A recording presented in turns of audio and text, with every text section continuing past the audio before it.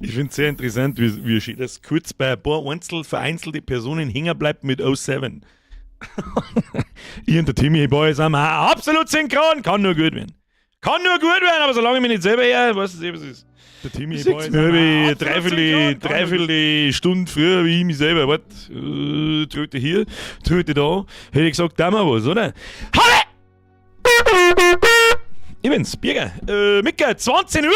Meine Damen und Herren, 20 Uhr! Wenn nicht da ist, ist es selber schuld. Kriegst du mal in den Haufen hinein. Timmy Boy, kriegst du dir daheim, das ist mal das Erste. Und an den ganzen restlichen Saufer habe die Ehre an, den Herrn Bosel, den Dog Mom of Ben. Da hätte ich jetzt gerne die Hintergrundgeschichte dazu. Eines Tages, Dog Mom of Ben. Heißt dein Hund Ben? Dann macht schon wieder Sinn. Nein, bin ich schon wieder steil. Bin schon wieder steil. Linzep! No, der ist fucking schöner Stream. Onkel Onsen, Ossenbier, NX. Noch nicht abbauen quasi. So ist recht. Merci dir. Timmy Boy, du musst nichts hören, reicht, wenn ich dir her. Das stimmt, da hast du absolut recht. Habe die Ehre an, den Staude, den Schmiede, den Capricorn, den Siebert, den YB und den Rest der Mops. Den Staudi, die Steffi, ja, Timmy Boy. Es gibt dann noch Timmy Müller 2, Timmy Müller 3, Timmy Müller 4. Wahrscheinlich besteht die ganze Mitgliedschaft bei Gast sowieso bloß aus Timmy Boys. Da wie das gefällt. Oh, es ist der Timmy Boy 2.1.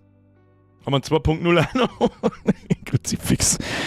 Habe die Ehre an den DJ Wuka, an den Staudi, an den Kajineda, an den Gromit, an den Bazooka Joe, an den Kisi, an den Lefty, an den Bernie Crusade, an die Hanuta, an den Feierhand, an den Bonglach, an den Herrn Bosel, an den Mich aus der Oberpfalz, an den Forest Squad, an den Crash Moonfire, an den Leo Hammer, an den Brox, an den Riesenmike und jetzt muss ich nicht mehr sagen, muss klar. Seit wann gingen überhaupt die Alerts in die ersten 2 Minuten? Das ist neu.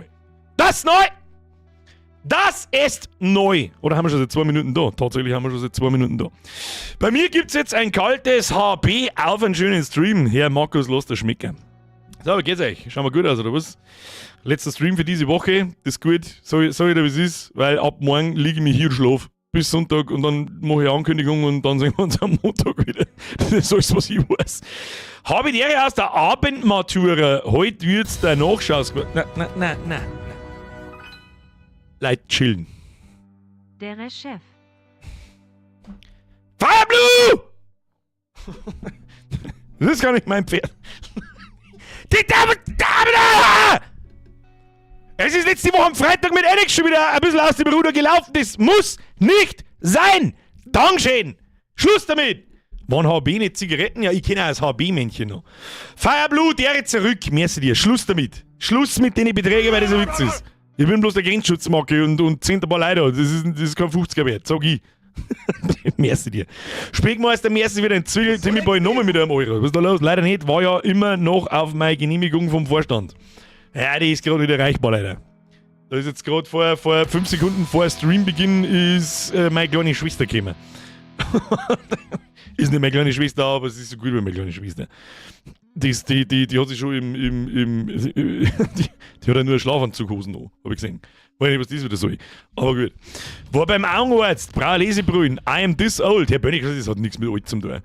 Ich glaube, jetzt habe ich meine Brühen doch schon eine Zeit lang, ja, es wären so 10 Jahre, mit 30 oder so habe ich es gekriegt. Ich bin mir nicht mehr ganz sicher, um ehrlich zu sein.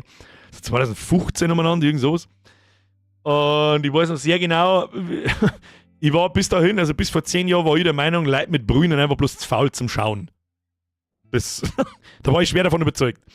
Und dann bin ich da so zum Augenmann reingegangen und habe gesagt so, moin Meister, ich glaube, ich sehe nicht gescheit. Kann man da mal was machen? Und dann habe ich gesagt, ja, machst du mir einen Sehtest halt. Dann war ich so mit dem Sehtest fertig und dann sitze ich da so drin und dann schaut mir die Frau so, wie sollen Sie da eigentlich herkommen?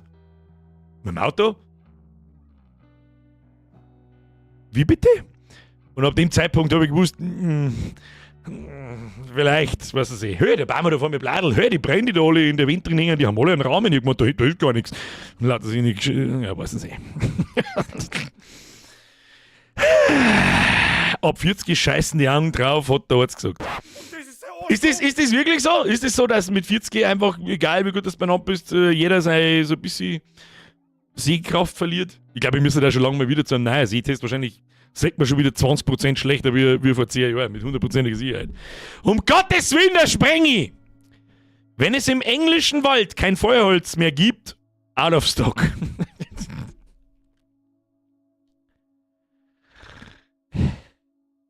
Nein, da hast du schon besser nicht gehabt. So, wie es ist, da hast du schon besser nicht gehabt. Da hast du schon besser nicht gehabt. Sei Bär! Da müssen wir schauen. Jetzt wird mir auch nicht langweilig, noch 2 Jahren. Hoff, deinem Rauschgesicht geht's gut. Ja, wird schon wieder. Von dem Piraten Spui Windrose gehört? Hot Potenzial Windrose? kann lustig Spui für an Community-Zock werden. Irgendwas habe ich gesehen. Warte mal. Windrose. Kostenlose Demo. Bald verfügbar. Oh, der haben wir mal auf die Wishlist. Das könnte es sein, was ich da auch gesehen habe. Könnte es sein. Was ist da wieder los? Könnt ihr jetzt nicht aufhören, mit diesen Beträgen um euch zu schmeißen? Stream, erhobene Hand von hinten. Erhobene Hand von hinten, also die umdreht, die Ludenschelle quasi. Herr Schropp, merci dir, das ist zwei. Und in Cyber MK1 ebenfalls. Gruß auf die Lust. Bayer Tom, hau dritt, musst es mit 40 leider bestätigen. Ich bin mir nicht ganz sicher, aber da, wir kennen uns seit dem Kindergarten, wenn ich mich recht entsinne.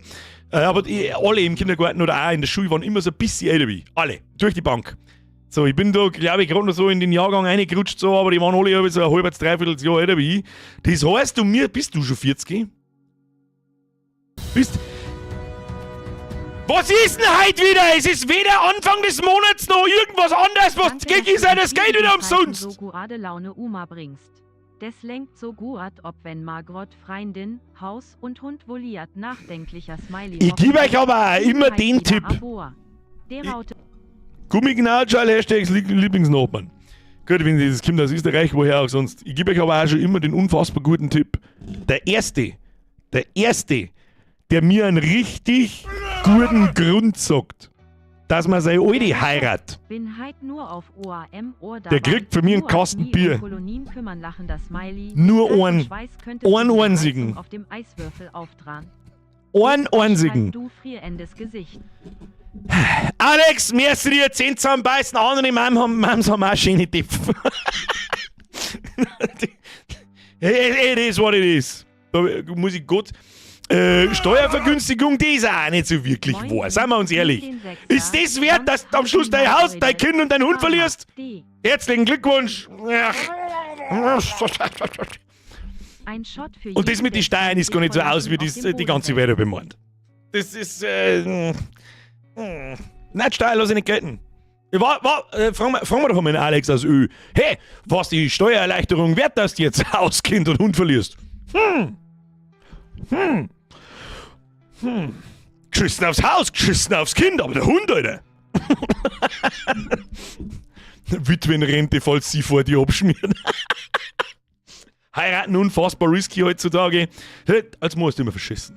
Als Mann einfach immer verschissen. Das ist in meinem gesamten Umfeld. Fangen langsam noch viel verheiratet und die ersten kommen schon zurück. Das habe ich sauber ausgesessen.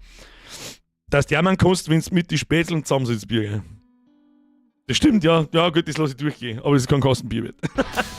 So, habe ich jetzt irgendjemand übersehen. Der Niedermeyer Flo! Kruzifix, du bist da schon 1000 Jahre lang dabei. 1000! Der einzige Grund zum Heiraten ist, weil man meint, dass es sein muss. Danke! Endlich einer mit gesundem Menschenverstand! Dankeschön! Der zweite Grund ist übrigens, weil sie sich's einbeißt. Hast du heute Fleisch gegessen?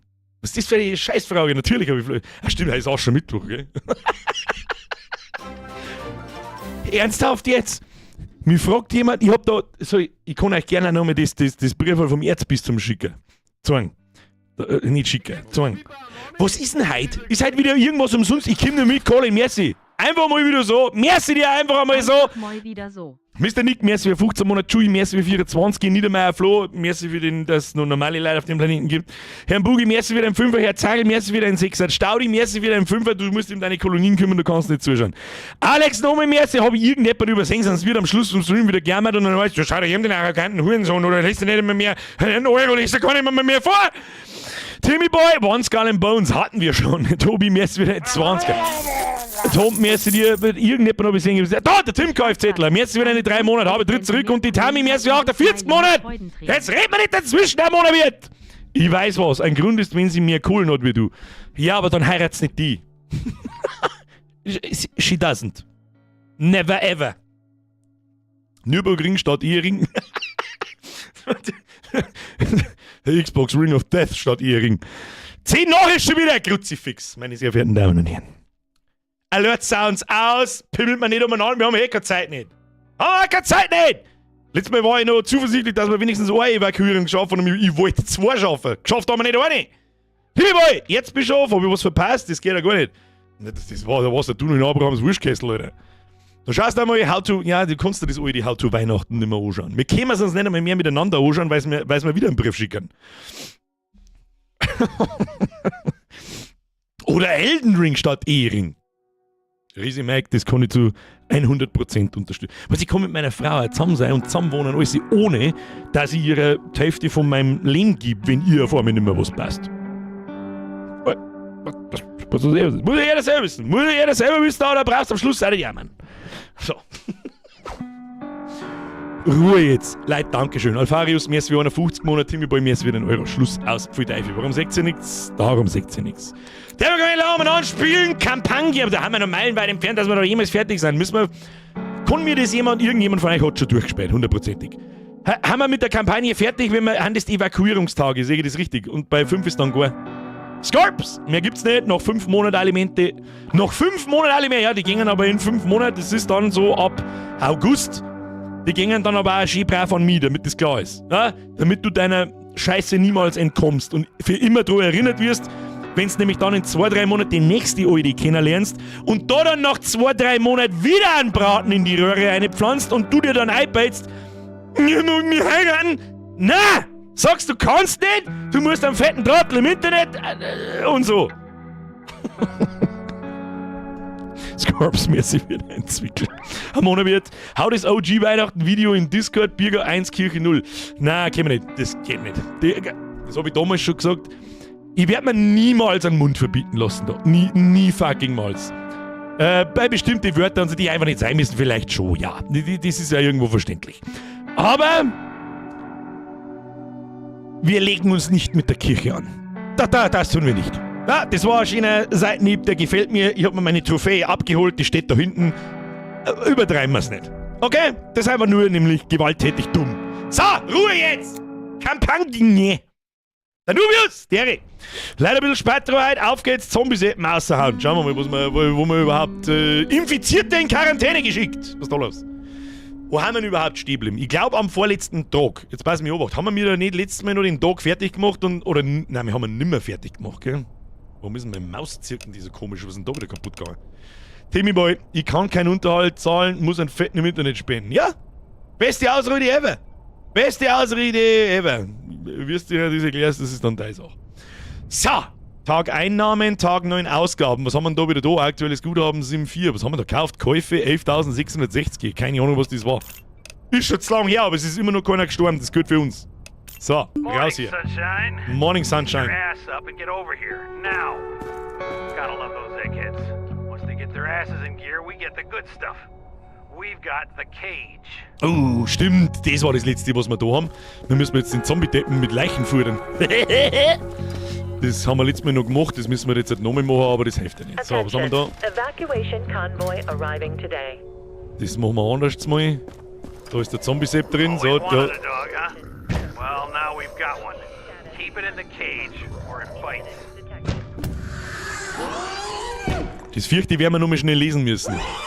Hast du einen Zombie in Quarantäne? Schick ihn in den Käfig im Labor. Das Studieren von Zombies trägt entscheidend zur Entwicklung eines Heilmittels und zur Bekämpfung des Virus bei. Du kannst jeweils nur einen Zombie gleichzeitig im Käfig halten. Kümmere dich um den Zombie im Käfig, bringe ihm Nahrung in Form von Leichen. Zombies können verhungern, ein Zombie kann nur eine Leiche pro Tag essen. Schicke Zombies während einer Evakuierung zur Forschungsabteilung, um zusätzliche Forschungspunkte und Objekte zu erhalten. Okay, der frisst jetzt da sein Spezi, oder was? Das ist ja geil. Muss der so viel umeinander schreien, Grütze? Was der mit denen da? Kommen wir die anzünden? Kommen wir die anzünden? Nein, kann man nicht. Geh zum Käfig. Okay, müssen wir zuerst zum Käfig sprinten und dann müssen wir da hinten das Wagel holen und dann müssen wir eine Leiche umbringen. Machen wir jetzt schnell im Speedrun. Speed. So. Starts getting sluggish, it becomes next to useless to us. And Be ready to move them out on evac on a moment's notice. This isn't a request, it's an order. Fail the quota, you know what happens. When the dispatch comes in, load it onto the bus and forget about it. Let the eggheads deal with it from there. Wir sind die And out Eggheads. of the cage. Dogs are dangerous when they're hungry. Feed it before it rips someone apart. Ja, dann müssen wir Leiche holen. Leiche holen, abdampfen. So. Putze am 10. Also. Auch nicht so schießen, Legend. Halt sich in Grenzen, ja. Take the body to the Ich kann mich nur erinnern, dass das ein bisschen komisch zum Steuern war da. Um Gottes Willen, ja genau. Attention. Evacuation convoy. Ja, halt, stopp, nicht da rein. Stopp. Alter, das Ding lenkt als, weiß ich nicht, hätte ich 14 Promille in der Fotzen. Was, heute Montag hätte ich gesagt, ja gut, verstehe ich. Aber heute nicht. Heute nicht. Kann man da vielleicht ein bisschen schneller fahren? Ja, tatsächlich, man kann sprinten mit dem Ding. So. Unload the corpse from the cart. Trust me, you don't want to know what happens to that body next. Nehmen. Hallo Hündchen. Nom nom nom. Lassen wir jetzt das Wagel da stehen oder nehmen wir es gleich wieder mit? Nehmen wir es gleich wieder mit. Nehmen wir es gleich wieder mit, das darf man sonst damit. So, außer damit. Und dann können wir unseren Arbeitstag antreten. Hoppala, ein bisschen hochgefahren. Hoppala! Seit wann kommen da einige? Oh, fahr zu jetzt. Au!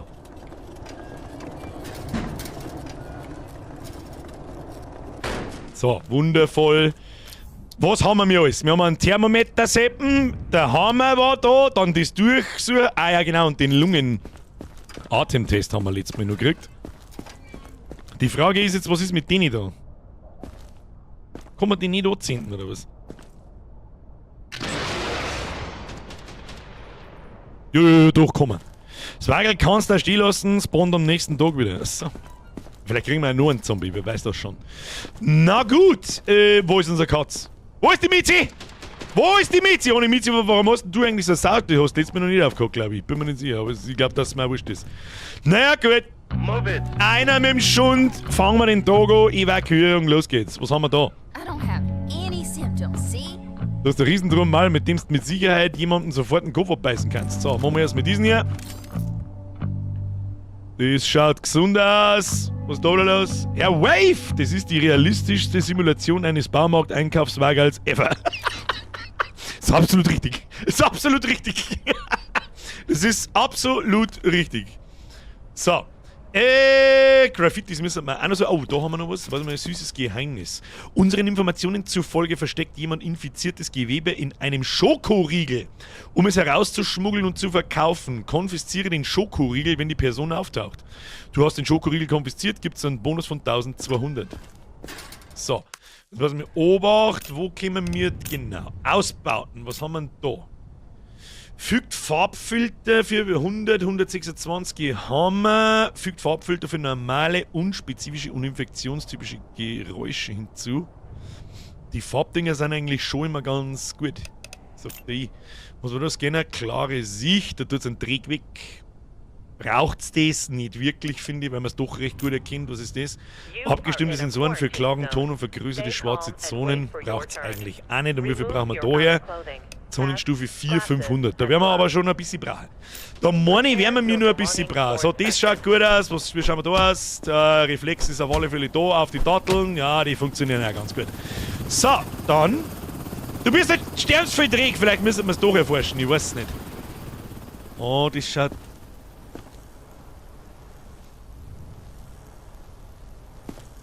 Das sind doch Blutergüsse und Kratzen. Blutergüsse und Kratzen, hä? Was haben wir?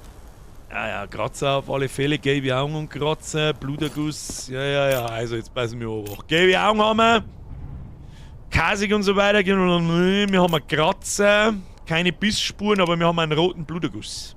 Roter Bluterguss, nicht in dem Fressbrett, aber unten, Temperatur ist gut, Atmung ist auch gut und Gepäck hat's keins. Das ist die von Left 4 Dead 1. Das habe ich auch viel gespielt, aber das ist schon 16 Jahre her, glaube ich. Von wann ist Left 4 Dead 1? 2010? Kannst du das hingehen? Könnte sich das hingehen? Ich weiß das nicht. Das ist die von Dead by Daylight. Mac heißt die, mit der ich spiele die ganze Zeit. Ist ja geil. Sie da, oder was? Dead by Daylight habe ich genau, glaube ich, 20 Minuten Playtime. Aber ich habe mir schon gedacht, wie es einer geht, die schaut so anders aus wie alle anderen Models.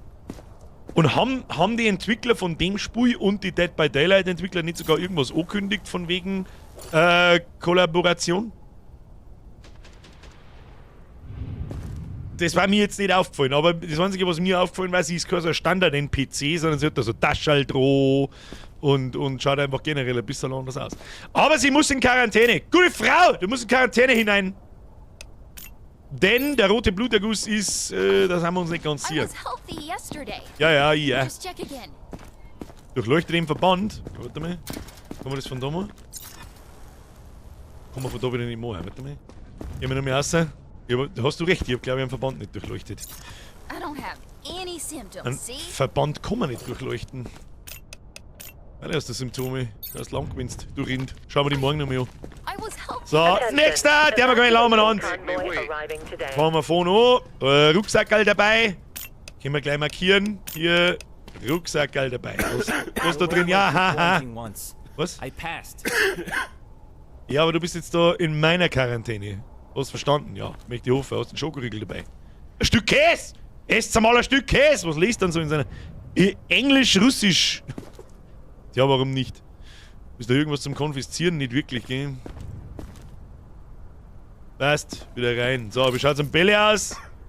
You are in a Oh, quarantine zone. na, Stay calm ja. and wait for your turn. Schaut gut aus, können wir so lassen.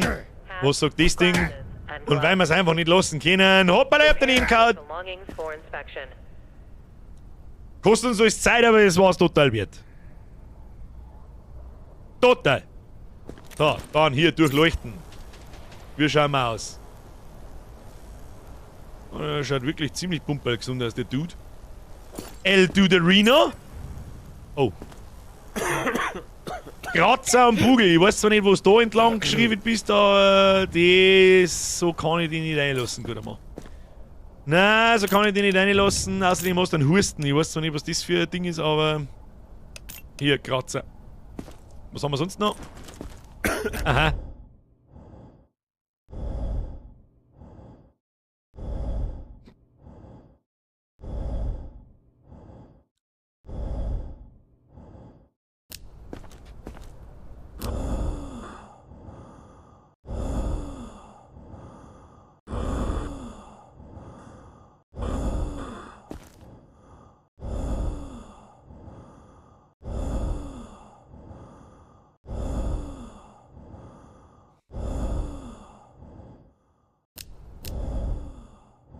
Vor allem das da geht auch weg, gell? Aber das ist halt ein wenig lauteres. Ne?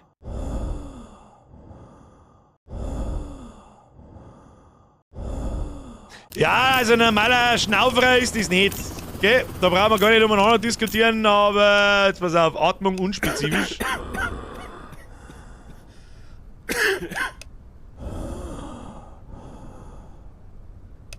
Yes. Yes, wir müssen alle Symptome müssen wir mir sauber zusammenschreiben, damit nichts passiert. Jetzt passen wir an. Fridolin!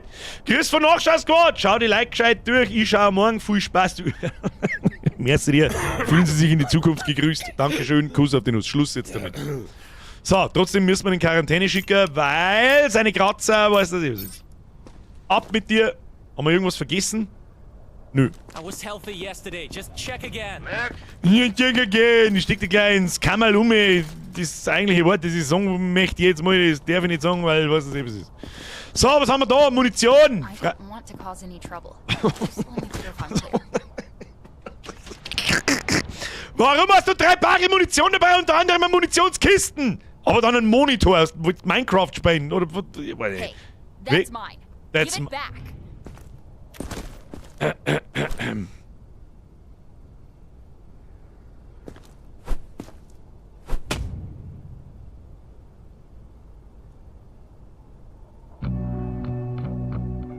So, You are in a quarantine zone. wir haben Stay Folgendes. calm and wait for Wir your haben turn. Gepäck, wir Remove haben your Waffen. outer clothing. Hats, Wir haben glasses, and gloves. gelbe Augen. Prepare your belongings for inspection. So, Chefin. Das schaut gesund aus. Schaut gesund aus, schaut gesund aus. Was sagt der Reflex? Der schaut auch gut aus. Schaut auch gut aus. So, wie schaut das drunter aus? Da scheint mir nichts zum Feiern. Gut, dass du mit Flipflops da bist. Na, ausnahmsweise, Moni, haben wir da mal eine halbwegs gesunde Person vor uns, oder? Warte, was ist das für ein Letten? Pfui Teufel! Pfui Teufel! Aber das haben wir auch in die Dings herin. Hier. Hautausschlag. Und ist es vielleicht ein wenig kasig oder was haben wir noch für andere Symptome? Sommersprossen, grüne Haut, bleiche Haut. Und bei grün war es so, die wegen gelb sind. Also so richtig gelb, so Homer Simpson gelb. Da müssen wir uns merken, wenn der Erste wieder daherkommt. Das heißt, auch du gehst in Quarantäne. Kruzifix! Müssen wir Quarantäne ausbauen. Hilft nicht. So wird's du? Ja, ausgezeichnete Inspektion. Easy going. Sir. Du schaust ein wenig alt aus. Have to believe me. Wenn jemand schon anfängt mit you have to believe me und dann beides hier, mittlerer Puls, mittlere Temperatur. Mittlerer Puls, mittlere Temperatur, Sepp, so geht das nicht. So und so. Was ist da wieder los? Was ist denn heute? Was zum Fick ist heute los? Herr Phänomenal! Der Birkbär, tut mir leid für die Verspätung. Ja, so nicht! Hau mich noch schon ausgewohnt. Aber einen guten. Freu mich schon. Lebensweisheit des Tages. Das Klopapier ist für den Arsch. Ja, die Lebensweisheit des Tages ist heute eine andere. Die ist: heirat niemals deine Alte. Was soll ich noch sagen dazu? Ihr seid ja immer dieselben üblichen Verdächtigen. Merkst du dir, da kann ich nur 1000-mal sagen, hör auf damit. Dankeschön. Schluss. Kantine ausbauen? Ja, wieso muss ich denn Da kannst du nicht einen 100. Da trinke ich mal schnell was. Und sie kriegt einen Hammer auf den Deckel! Wenn es mir noch einmal anrotzt! Was hab ich gesagt?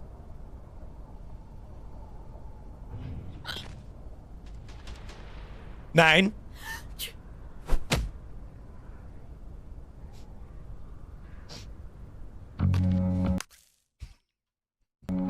Der phänomenal Mercy. Du bist weg, die wird gelb! Die hat schon lauter Letten im Gesicht schon hin. So, irgendwas müssen wir ausbauen, hat's geheißen. Wo waren? You are in a Das. quarantine zone. Ah, da kann man ausbauen. Die Vorräte! Wir brauchen Vorräte! Im Betrieb aufstocken. Wir brauchen einen 6. Oh, so. Easy. Easy going. Kann man Quarantäne gleich noch mehr ausbauen? Schauen wir mal. Ratzenkühlen ist gleich Geld, sie hält sich aber die Hände vor. Ist mir scheißegal. Ist das? Nein, das ist das Labor. Wo ist denn Quarantäne? So eine Kantine. Wo werkt man mir umeinander? Wir haben ja irgendwo da hinten. Ja, warte mal. Da ist Quarantäne. Quarantäne, Ausbauten, Quarantäne 3, Platz für 5 Personen. Der kostet bloß 2,5, ja. Hauen Sie rein! Bauen wir rein, Quarantänezone muss größer werden, das sehe ich jetzt schon. Kantine braucht Brot! Ich weiß nicht, mit was füttert man Kantine? Ich hab das auch ausdroschen, gute Frau. Das tut mir ein wenig leid. Schauen wir mal, was da los ist. Ja, mittlerer Puls haben wir schon gehabt. Weil man der Phänomenal wieder durcheinander bringen muss. Entschuldigung. So, nochmal, ich hab's noch nicht genau gesehen, okay, passt. Das Ding aussehen. Haben wir da irgendwo ein Letten dran? Ja. Schöne Tätowierung, wunderschön, die passt richtig gut zu dir. Eine Herzerl unter Hosen, die hat auch noch nie nicht geschaut. So, was haben wir da? Sonst hat die Mann nichts. Tut mir das hier. Oh, schöne schwarze Flecken schon wieder sehen. Psst. Okay, da geht's. Wenn der Punkt aber weggeht, dann ist er nicht schlimm. Hab ich gehört. So hab ich gehört.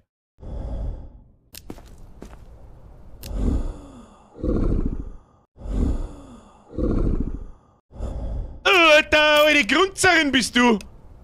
Aha! Ey, wirklich anzählt, wirklich anzählt! Hat die sonst irgendwas? Hat die gute Alte sonst irgendwas? Eigentlich nur das, gell? Ja, dann tut's mir leid für die. Tschüss! Okay, ciao! Please. Just tell me what's happening. Ja, da stehst du jetzt in den Container rein, ganz rechts hinten ins Eck, schaust und findest dann rein und dann wird's wieder gut. Klar, Come on. nächster. Das meine ich ist der Schmied. Bauermani. Bin mir nicht sicher. Schmied, Bauermani, bist das du? Alrighty, let's go. Alrighty, let's go. Der schaut aus. Den kennt man doch.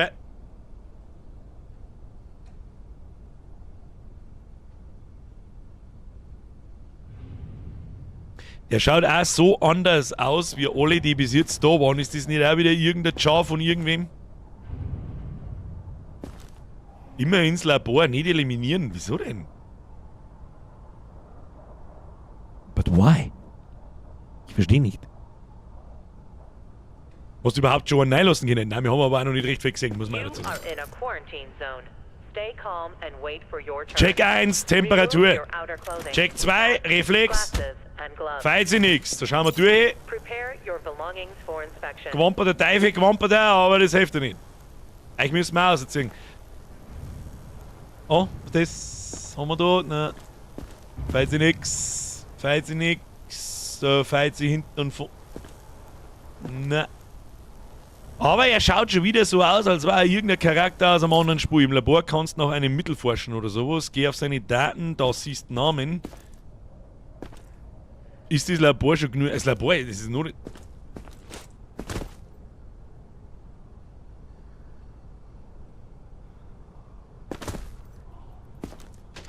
Warum hat denn die... Warum, Mann? So viel Würstel! Also das kennt man doch irgendwo her. Das ist doch auch aus irgendeinem anderen Spiel. Schmeißt nicht irgendeine Tussi aus Valorant mit den Dinger rum? Schau nach Grillparty aus. Ja, jetzt weiß ich es aber auch nicht, woher soll ich nie wissen, was der Menschenfleisch ist und was nicht. Das schaut für mich aus wie ein Rindersteak, das schaut aus wie ein Schnitzel, das schaut aus wie ein Rinderwürstel und das schaut aus wie Schweinemedaillons. Was ist das? Ich meine, was soll jetzt ich schmecken, was das ist? Darf was mitnehmen oder nicht? Aber einen Flammenwerfer nehmen wir mal weg. Das Messer und das Messer auch. Und das Ding auch. Und den Rest mal nicht der behalten. Bin mir nicht sicher, aber die Gasflaschen, ich weiß es auch nicht. Was tust du mit der Gasflaschen nicht? Und vor allem, wo war die? Ich lasse ihn jetzt einmal. Aber, Gepäck und Waffen noch dabei. Muss der Fleischhauer machen. So, schauen wir uns den Lung noch. Da schaut's gut aus, vorn und hint. Du wirst ja nicht der erste Gesunde sein, hä? Du wirst doch nicht der erste Gesunde sein, aber du hast nicht Waffen dabei, aber das ist ja wurscht. Sonst, meine ich, feiert nix, hä? Gas weg, Gas weg. Zett die Gasflaschen als Waffen. Ja, das drei. Falsches Objekt konfisziert! Und das auch nur in Caps Lock schreiben, Herr Lord Z! Ihr Affen! Affentypen! Da, der Opa hat Ahnung. Nix, Gas passt. Ihr Vollaffen! Gott, sie fix, warum her überhaupt? Chat! Warum? Why? Gas weg! Ich muss in Großbuchstaben schreiben, weil... sie fix! So, was tun wir mit dir jetzt? Ja, wird schon passen. Überleben den Block. Los! So. Den nächsten Affen hier. Was sagt der inspiziert? Da, hier, ausgezeichnete Inspektion trotzdem. Don't make me wait. Warum nicht? Der schaut, du schaust nicht gesund aus. Nein, du schaust gar nicht gesund aus. Du, Manni, du bist auch der mit dem Schokoriegel, das sagt er ich. Can we hurry? I think we were followed. You are in Du hast a einfach quarantine 3 Pfund zone. Munition dabei. Stay calm and Kommt wait for your turn. der rote Teddybär hat der Remove zufällig, your outer kommt er aus die clothing. Füße Please rausschießen. leave that. It helps me sleep. Ja, it helps me sleep. Was denn? Frisst das zum Einschlafen oder was ist denn das? Was ist denn eine coole... Ammunition! Dein Mom ist Gun get in Ammunition! there? So, Somebody jetzt must pass have planted auf. it on me.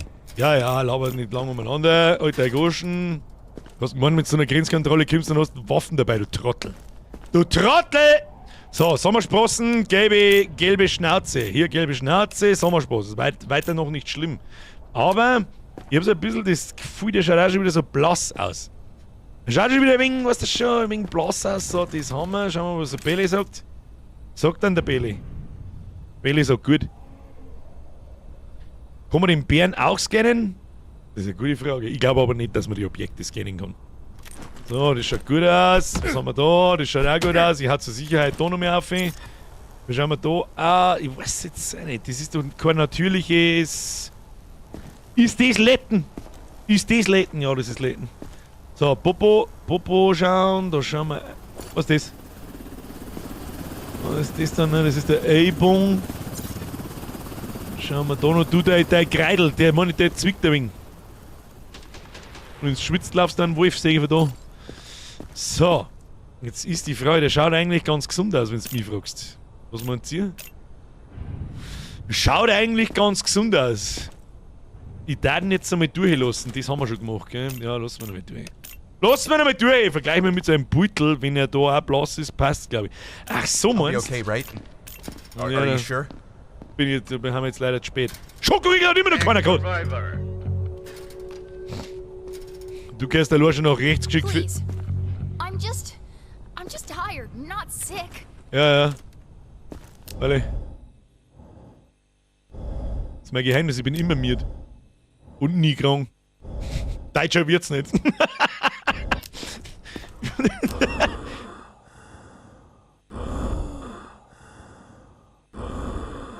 Ja!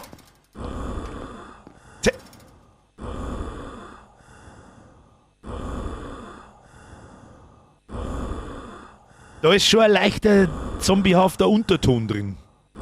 Hätte ich gesagt gehabt. Hätte ich gesagt gehabt, tu mir noch mal. Aber nicht so deutlich. Eher. Ja, eher so. Eher so. So, jetzt müssen wir uns deine Augen mal noch mal anschauen. Die haben noch nicht ganz rot, aber halb rot. Gibt's da dafür überhaupt Konjunktivitis? Ja, genau. So. Die Goschen hängt da auf 7:30. Oh. Das ist schon dunkelgelb, gute Frau. Dunkelgelb. 150er Puls. 150er Puls. Ist auch gelb. You are in a quarantine zone. Stay calm and wait Hab ich gewusst, deswegen bin ich gleich einen Schritt zurückgegangen. outer clothing.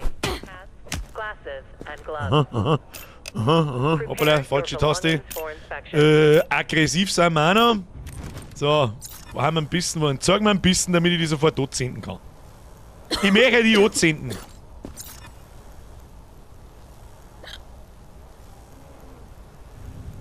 Ne, kommst du in Quarantäne, kommst du nicht. Hast du ein Gepäckstück gehabt? Nein, hast nicht. Ab in die Quarantäne, bestätige. Jetzt haben wir noch mal keinen Platz mehr da drin. Just precautions. Was der man dann? Und wenn da morgen ein Zombie, wenn da einer von euch morgen ein Zombie ist, der hat ein Festmahl vor sich, Freunde der Sonne. Festmahl! Herr Cross, zum 800. Mal jetzt. Es gibt noch kein Labor, weil wir es noch nicht bauen haben können. Wenn ich mich richtig erinnere. Doch, tatsächlich. Aber es bringt's doch erst jemanden in ein Labor zum Schicken, wenn jemand ein Symptom hat, das wir noch nicht gesehen haben. Zwingt zum Essen. Oh, müssen wir noch mal was zum Essen geben. Nochmal was. Ja, ist da eigentlich dann machen wir doch mal so hier. Kaufen wir für einen Tausender Essen, damit da Ruhe ist. So. Doch, Labor hast du. Du hast schon längst ein Labor. Ja, das ist alles schon richtig, aber wir müssen doch da erst hinschicken, wenn er ein Symptom hat, das wir nicht kennen. Oder?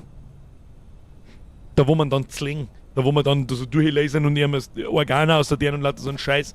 Ich schick doch nicht an jeden da rein, damit ihr eine Viertelstunde da umeinander pimmelt. Schick dich ins Labor, wo du dir nicht sicher bist. I was helping others out there. Wieso? Das mag ich jetzt erklärt haben. Wieso? Was hat das für einen Sinn? Oder man hat keinen Platz und will keine 1000 Minus kosten. Labor ist immer gut, wenn es ums Abballern geht. Lies halt einmal das Labormenü. Ach, Zling macht Spaß. Ja, ich wollte so bloß wieder sagen, dass ich Leute No zling. bites. No Bites, aber Sommersprossen. So, hier haben wir da was drunter. No Bites, da schau ich schon sicher. Sie hat gerade noch gesagt, sie ist nicht bissen worden. Du Rind! So, währenddessen. Diesen hier. Was haben wir noch? Da fällt sie nix. Da findet sie immer was Neues. Nein, tut's nicht. Du kriegst auch Forschungspunkte für den Ausbau. Katz ist da! Katz ist da! Oh. Oh. So. Ruhe jetzt, wir müssen ein bisschen Meter machen, Kinder. So, haben wir da. Da fällt sie nix. Was haben wir da? Da müssen wir schon noch komplett scannen. Die ist arme gebissen worden. Hat so. Wenn das keine große ist, dann weiß ich's auch nicht, gute Frau. Du bist ja total im Arsch. Total fertig mit der Welt. Weg mit dir. Hinfort. Dann haben wir das Ding noch. Nö. Das haben wir. Hat sie Gepäckstück gehabt? Nö. Dann haben wir hier, jetzt passen wir Obacht. Alter, You wie ist are denn in die? a quarantine zone. Stay calm Nein, and ich geh wait weg. for your turn. Weg mit dir! Weg mit dir! Los! Another checkpoint? Ja, ist another, das ist der Eggpoint, nicht der Checkpoint. So, sieht's so. I feel okay. I promise. Das hat die vor dir auch gesagt. Die hängt Kosten auf halbe 8, ihr Rind. So. Was haben wir da? Kettensack. Hätte jetzt hier schon einmal als Waffe eingestuft. Was ist denn das da? Der Super Nintendo Action Glove. Ich tu's mal weg. Ja, siehst du das? Lost Schlagstock. everything. Brauchen wir auch nicht. Was ist das? Ein Stethoskop oder irgend sowas? Also ein Blutdruckmessgerät. Was ist das für Handschuhe? Ja, ich weiß nicht, ist das gut das als Waffen oder nicht, das Ding? Ich weiß es nicht. Heute wird die Kommune aber nicht viel größer. Ja, wenn was weiß ich nie, wenn alle daherkommen und nur mit 3/4 im Arsch sind da. Hier, Temperatur Mittel. Die nächste Remote hinten. Todestemperatur. Das war's schon wieder. Gute Frau, eigentlich war's es schon wieder. Oh, seitenverkehrtes Zucken. Seitenverkehrtes Zucken. Dieser dermaßen Zombie-Boy. Wo bist du? Ein bisschen gebissen sind wir auch worden. Aha. Aha. Was haben wir noch? Irgendeinen Bluterguss an den Zähnen? Nein, am Arsch vielleicht da. Nein, was haben wir hier? Was haben wir hier? Was ist hier los, gute Frau? Rotz mich auch nicht, du. Ja gut, dann wird es wohl mit dir gewesen sein. Halt, das haben wir noch. Aha. Ab ins Anzündfach. Tschüss dann. Ab in den Kopf. Ab in die Ecke.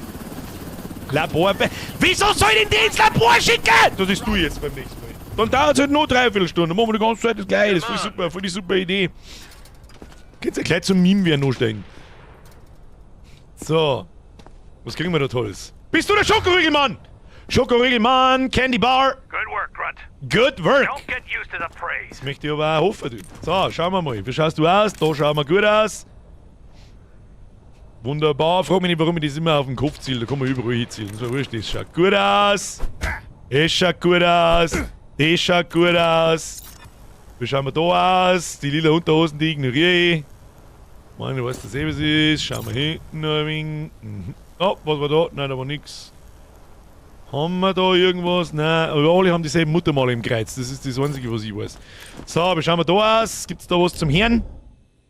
Schnüffel, Schnüffel. Schnüffel, Schnüffel. Du bist der Gute. Du bist der Gute. Weißt du was? Aber du bist der... Was müssen wir mit dem Schokomann irgendwas machen? Nein. Okay. So, konfisziert. Hoppala, hätte mich fast verklickt. Eine mit dir. Easy. Nächster. Oh, da glaube ich, kommt der Gelbe. Thanks for letting me live. Ah, ausgezeichnete Inspektion. Komisch, sind immer ausgezeichnete Inspektionen, wenn ich nicht auf dem Chat hier. Alter, du bist nicht gelb, du bist grün. Und, ist ja das Geilste. Okay, so, fangen wir. Systematisch von oben nach unten. Du bist gelb. Oh, das ist ja ganz schlecht, wenn man gelb ist. Und bissen worden bist du da. So. Was haben wir da? Nix, aber das schaut nix und aus. Ah, da fällt auch nix. Haben wir hinten.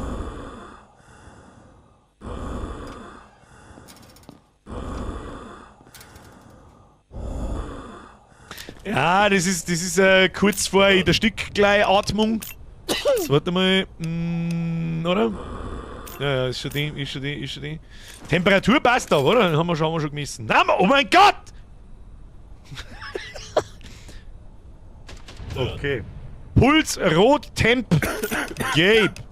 Puls, Rot, Temperatur. Oh, halt, stopp. Das ist der Puls. Puls, Rot, Temperatur, Gelb. So, haben wir sonst noch was?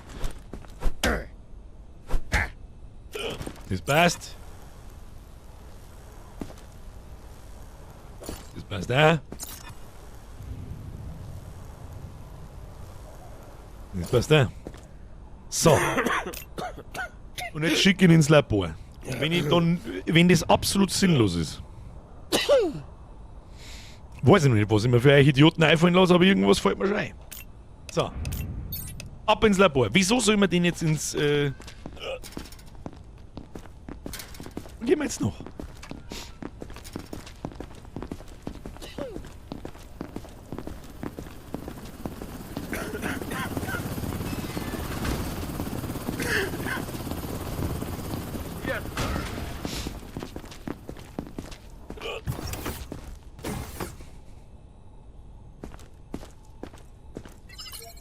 you experience any symptoms, report to the staff immediately.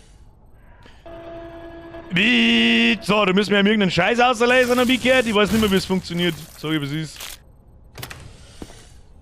Ich weiß bloß, dass er für Nossa Mesa. Okay, wir kriegen $400. Eine damit. Operation.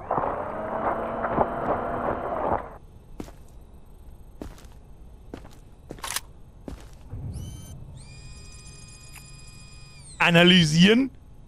Keine Symptome gefunden! Wer hätte es gedacht? Und auf die $400 kann ich scheißen! Kruzifix! Warte, da liegt der Zettel am Boden, bring ihn ins Labor! Attention, evacuation convoy arriving today. So. Wenn die nicht rot ist in der Fotzen, dann weiß ich auch nicht, wer... Point of all this. We're all dead already. Marcel, kannst du gleich dazulegen? Your outer So, clothing, hats, glasses, and gloves. was haben wir da? Prepare your belongings for inspection. Wo ist Babakam? Was ist da los? Zitron? Was ist das? Handy Randy Multicleaner und was lässt so? Band of Glory. Okay. Und wer mir jetzt kommt mit, ich muss eine Bursche geben für $400? Nein! Nein, muss ich nicht! I just don't! Nein! Baba Gum Shrimps. Ich hab auch dran gedacht. Herr Wife, Infizierte ins Labor stecken hat nur Vorteile, da du mit Glück ein neues Symptom findest, das du unwissentlich verpasst hast. Punkte/Belohnung ist gleich viel wie gleich verheizen, kannst nur gewinnen. Ja, aber es dauert 5-mal so lang. Also wenn ich keinerlei Symptome da irgendwo sehe, dann ist mir doch scheißegal. Die Symptome haben alle so krass sichtbar, dass es wurscht ist. Oder? Da wird ein Krampf. Also wir haben... Sie ist ein Wumperlumper. Jetzt warte mal. Wir haben ja ein Beutel. Nein, warte. Ein Beutel. Ja, die ist schon rot, gell? Ist das errötet? Ich darf jetzt einmal das als rot im Gesicht betiteln. Oder da hier gerötete Haut. Das ist aber nicht schlimm. Ich meine, das ist ja nicht schlimm. So, hier, Temperatur passt, oder? Haben wir schon getestet. Ich sag's nicht nochmal, ich fangt euch alle an Timeout. Ja, weil da verlasse ich mich ja drauf. Ich verlasse mich ja drauf. Kannst du mit Gift drauf nehmen, dass du da einen Timeout fangst, wenn du lang Blätter herredst. Da muss ich nicht mehr noch... Ich brauch's ja nicht einmal sagen. Die Scheiße regelt sich von selber. So, was haben wir jetzt da? Nix wieder. Drehglätten an die... Na, da müssen wir auch nachschauen. Geh, da lässt mir jemand an den Fuß reinbissen. So, jetzt haben wir aber soweit. Das ist ein neues Symptom, meine Damen und Herren. Das hier ist ein neues Symptom. Da kannst du mal Gift drauf nehmen. Die gehört ins Labor. Die komischen, weiß ich nicht, die schaut ein bisschen aus wie eine Pfannkuh. Weißt du, wie ich meine? Eine Pfannkuh-Dingsbums. Die gehört ins Labor. Das ist mir schon klar, aber nicht jede, die normal rot sind, vorher ins Labor. Das macht überhaupt keinen Sinn. So, die merken wir uns. Dann hören wir noch schnell in die Tipp rein. Da ist auch nichts gesehen. Ausbagelt haben wir alles. Das lassen wir so. Du gehst ins Labor, Frau. Ab ins Labor. Hätten wir uns die Scheiße vorher sparen können. Jetzt müssen wir es nämlich nochmal machen. Das heißt Palatschinken. Bei euch hinten schon, bei uns heißt Pfannkuchen. Das ist doch nur Nierengut im Leoparden-Look. Ich glaube auch, das ist ein Korsett. Ein Leoparden-Korsett. Über was meinst du, was sich die zwei da gerade unterhalten? Oh, leck, Alter, meine Alte hat mir letztes Jahr zu Weihnachten eine Playstation geschenkt. Was für eine Einser oder eine Zweier? Ein Fünfer, du Trottel. Wie, es gibt schon eine Playstation 5 oder was? Ja, was ist das? So. Ausrüstung bereitgestellt. Ausgeschnitten. Labradudel, wo muss ich ihn hinschneiden? In den Wanst. In den Wanst. Haben wir aber auch schon schwieriger erlebt. So, vorher ist mir wir haben noch... Ist das ein Angebot, gute Frau? Ist das ein Angebot, gute Frau? So, Dickdarm. Rein in die Der Dickdarm hängt! Klaus, der Dickdarm hängt fest! Geht schon, kannst schon sitzen bleiben, passt schon. Herr Opa, was für Dono? Wo? Ach, Kimmer, wo wann das, Alter? Wo? Okay, wo ist der letzte Dono? Von wann ist die? Ich brauche eine Uhrzeit. Undercover-Zombie. Forsch auf jeden Fall, das Stethoskop fertig, die Farbanzeige ist OP. Das habe ich mir vorher schon gedacht und der Headfirst ist mittendrin Mitglied geworden und ich krieg's nicht mit. Herr Headfirst, Kuss auf die Nuss, welcome to the squad. Ab in den Chat habe ich die Headfirst. Ich glaube, die Leute haben schon mitgemacht. Das habe ich einer schon gelernt. Wie relaxed, nicht meine Idee vom Zombie. Achso. Na gut, habe ich gelesen. Muss gelangen. Beim Programmer, ich brauche keine Farben. So. Seit wann macht NSA Zombie? Was haben wir da? Forschung erfolgreich. Das Symptom wurde der Symptomtabelle hinzugefügt. Die hat Herpes am Kreuz. Woher nicht? Was hast du da? Bahnhofsscheiß aus. Woher nicht? Eine Kerze gemacht. Du hast alle Symptome in einer Kette freigeschaltet. Du hättest 50 Forschungspunkte. Ja? Schon rendiert sie sich. Herpes am Kreuz. Wie geht denn das? Woher nicht? Attention. Evacuation convoy arriving today. Miete streichen.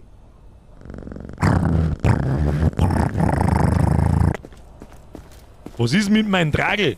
Ja, Niedermeyer Flo. Was für Tragel? Ich habe gesagt, wenn du mir einen guten Grund nennst, deine Alte zum Heiraten, dann kriegst du Tragel. Aber da gibt's keinen. Es gibt keinen guten Grund. Herpes zoster, auch Gürtelrose genannt. Arbeitswack. Haben wir da schon wieder...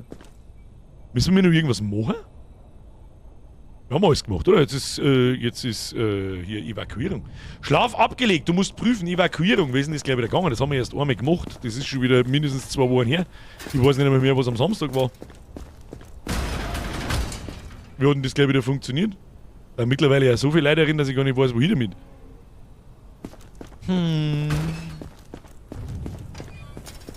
Am PC in meiner Bude drin.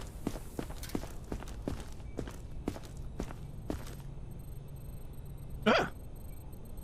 So, und da war auch irgendeine Krux dahinter. Militärtransport, Forschungstransport. Bestimmungsort für Paul Evans. Basis. Den Überlebenden in der Basis behalten. Einen Zombie haben wir im Käfig drin. Was tue ich mit dem? Kann ich nichts tun. Mach den PC auf, liest die Evakuierung und frag nach Evakuierung. Wir haben gesagt, dass ich das Evakuierung gelesen habe.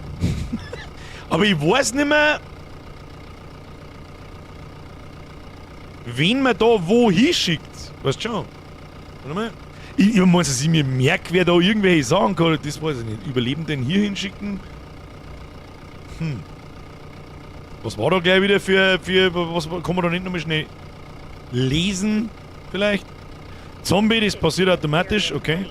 Früher haben die Leute nie an Scheidung gedacht, Mord vielleicht, aber nie Scheidung. Hau erst mal alles in die Forschung, Geld hast so viel. Also es ist wurscht, wen ich wo hinhau. Sag ich das richtig? Ich tu jetzt einfach mal so, so, so, so, so. So, dann kriegen wir da die 5. Und dann schicken wir einfach, haben wir so viel. Ape Crow befindet sich nicht... Was? Frag deine Mama? Hä? Ape Crow befindet sich nicht, verstehen. Achte auf die Limits bei den Leuten. Was für ein Limit, Alter? Ich möchte jetzt gerne noch 2 in die Forschungsabteilung schicken, damit ich nochmal 50 Punkte krieg. Ich tue das einfach, was mir wurscht. Werden wir schon rausfinden. So. Und wenn ich jetzt nochmal 4 schicke. Forschung bringt mir, lol, Punkte gibt es aber nur für jeweils 5. Alles drüber, ohne die 5 voll zu machen, bringt nichts. Das haben wir noch gehabt, das weiß ich schon. Aber ich komme jetzt halt einfach, wie viel haben wir noch? 1, 2, 3, 4, 5, 6. 1. Oh. Hoppala. 1, 2, 3, 4. Dann haben wir wieder einen verkackt. Ja, egal. Dann werden wir wieder im Base sein, den Idioten da unten. Ja, einen haben wir verschissen, die haben mich verdrückt. Was soll ich machen? Fertig!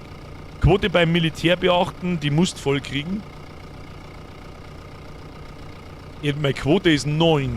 Und ich versendet habe ich 15. Rechts Kohle, links Forschung, oben Zombie einballern.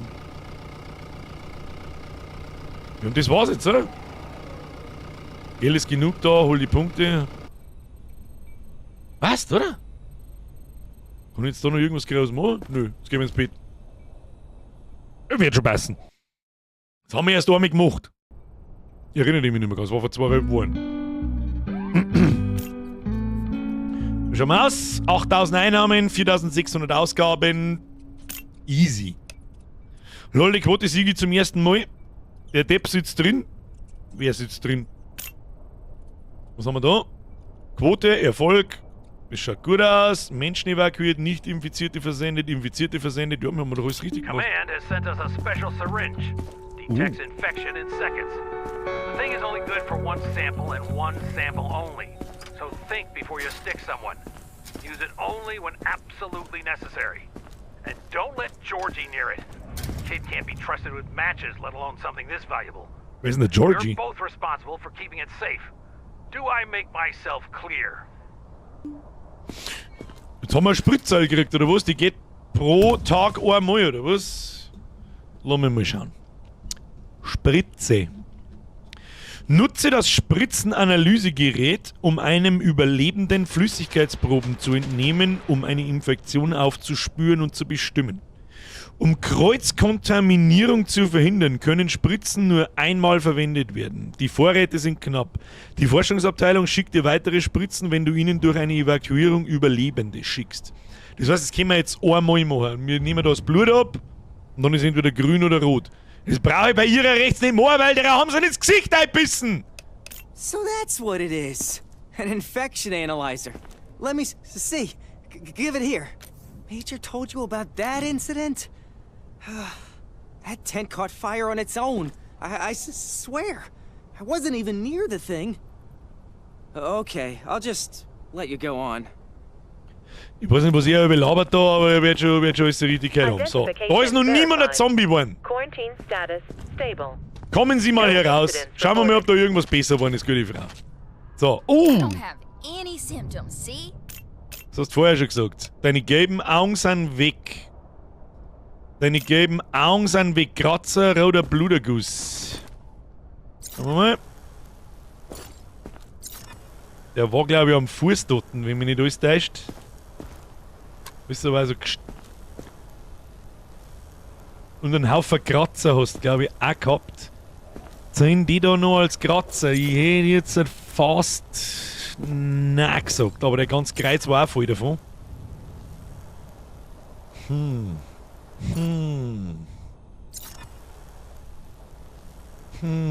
Was sagen wir da dazu, Kinder? Was sagen wir da? Die schaut gut aus, oder? Da kann man jetzt eigentlich einmal hergehen. Der rote Bluterguss ist weg. Ich glaube, das sind nur Kratzer vom Dead by Daylight Skin her.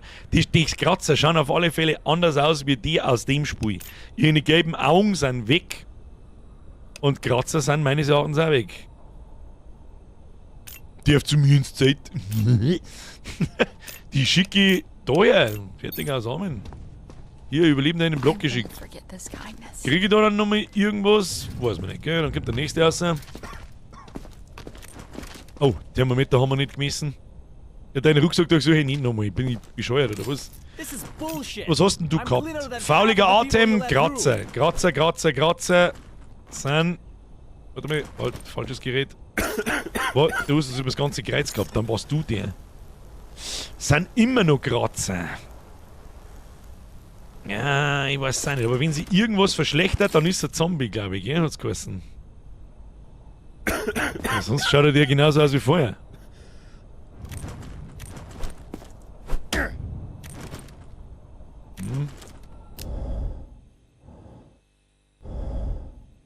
Schwarzer Fleck geht weg.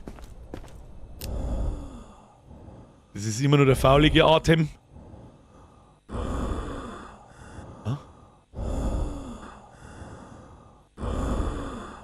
Das ist immer nur der Atem. Bleibst du in der Quarantäne drin, mein Freund? Du bleibst in der Quarantäne, mein Freund. So, dann kommt die komische Blonde raus, los. I have kids in there. Please. Du, ich weiß, welche Leute das da sind und welche nicht. Da haben keine Kinder drin. Falsche Insel, mein Freund. Falsche Insel. So, wie schauen wir da aus?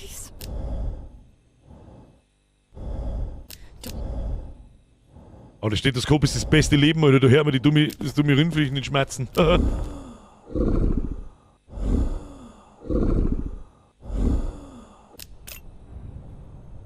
Atmung unspezifisch, das ist nicht mehr unspezifisch, das ist, leg mir am Arsch, Alter, die haben's, das war's mit dir. Gute Frau, das war's mit dir. Das sagt der ich. Die der mal weg. Die der mal weg! Augenrot, die haben nur ein Auge angerötet. Das haben wir alles schon zusammengeschrieben. Rasselhusten, weg mit ihrer, wegen der Frisur. Okay, bye. Das ist Atmung dämonisch. Neues Symptom, die schwitzt doch.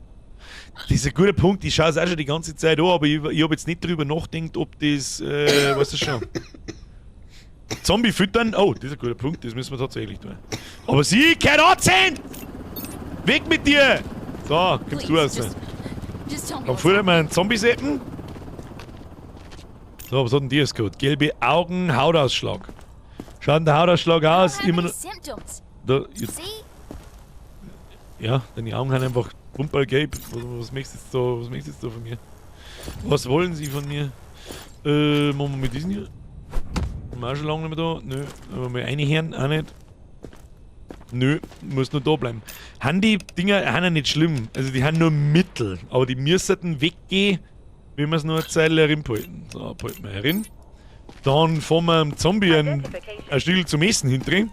Mir nichts passiert, ne? So, nehmen.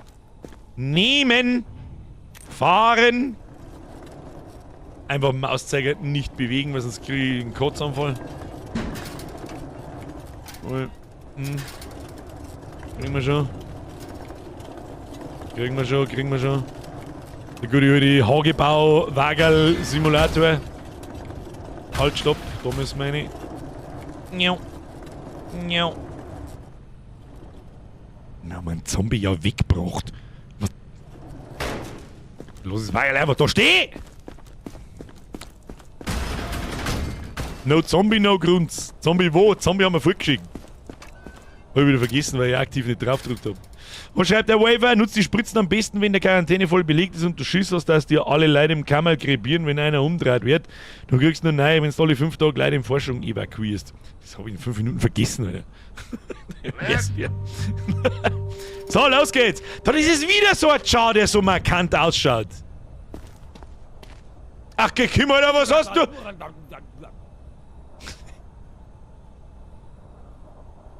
Was? Ist das wieder? Ist das irgendwie von Plants vs. Zombies aus einem anderen Dings? Gesucht! Säge! Wir haben Informationen über einen Sadisten erhalten, der Menschen viviseziert. Eine Beschreibung haben wir nicht, aber die Person hat sicher ihre Ausrüstung dabei. Finde und eliminiere sie. Du hast das Ziel eliminiert. Hä? Ja, sicher. Und hier haben wir schon wieder beim Übersetzungsfehler. Muss ich jetzt sei Säge finden? Ist der Kay so ein bekannter US-Streamer? Echt? Geh nicht. Redet der. Naja, gut. Schauen wir mal, was da los ist. Da fällt sich nix. Da fällt sich auch nix. So, dicker Mann. Wie schauen wir aus? Hat der ins Bauch gebissen? Ins Pippball vielleicht? Auch nicht, dem fällt er gar nichts. Das ist ein pumpergesunder Dude. Aber auch wieder dieselben Muttermale wie alle anderen am Kreuz. Na, das schaut eigentlich ganz vernünftig aus, mein Freund. Das schaut ja ganz vernünftig aus. Dann, da die sagen, was haben wir da noch dabei? Na, verscheißdreck zum Fre... Ah ja, ein paar Stückel Butter, was auch sonst. Zucker, Boah, der Toast schaut voll gut aus. Der verdammte Toast schaut so verdammt gut aus, dass ich reinbeißen werde. Aber warum hast du eine Knarre dabei? So viel zum Fressen und dann mittendrin... Was ist denn diese Glock? Kann man das einer von den waffennarrischen Österreicher sagen?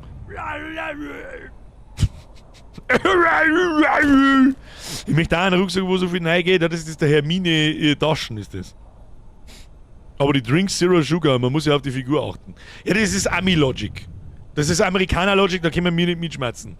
Ja, ich hätte gern 15 Big Röstis and a Diet Coke. Ja, Amis halt, was wollen sie? Zitronenbaum, der Dude in der Quarantäne hatte doch grüne Atmung laut deiner Symptome gestern gehabt. Und gerade in der Nachkontrolle war es doch unspezifisch orange. Ein geiles Streamspiel. Wer? Er? Identification verified. Quarantine status. Muss ich noch mehr rauslassen. Incidents reported. Meint. Wenn er nicht jetzt, ich brauch deinen scheiß Rucksack nicht, du Spacken! Ja. I don't have any symptoms. See?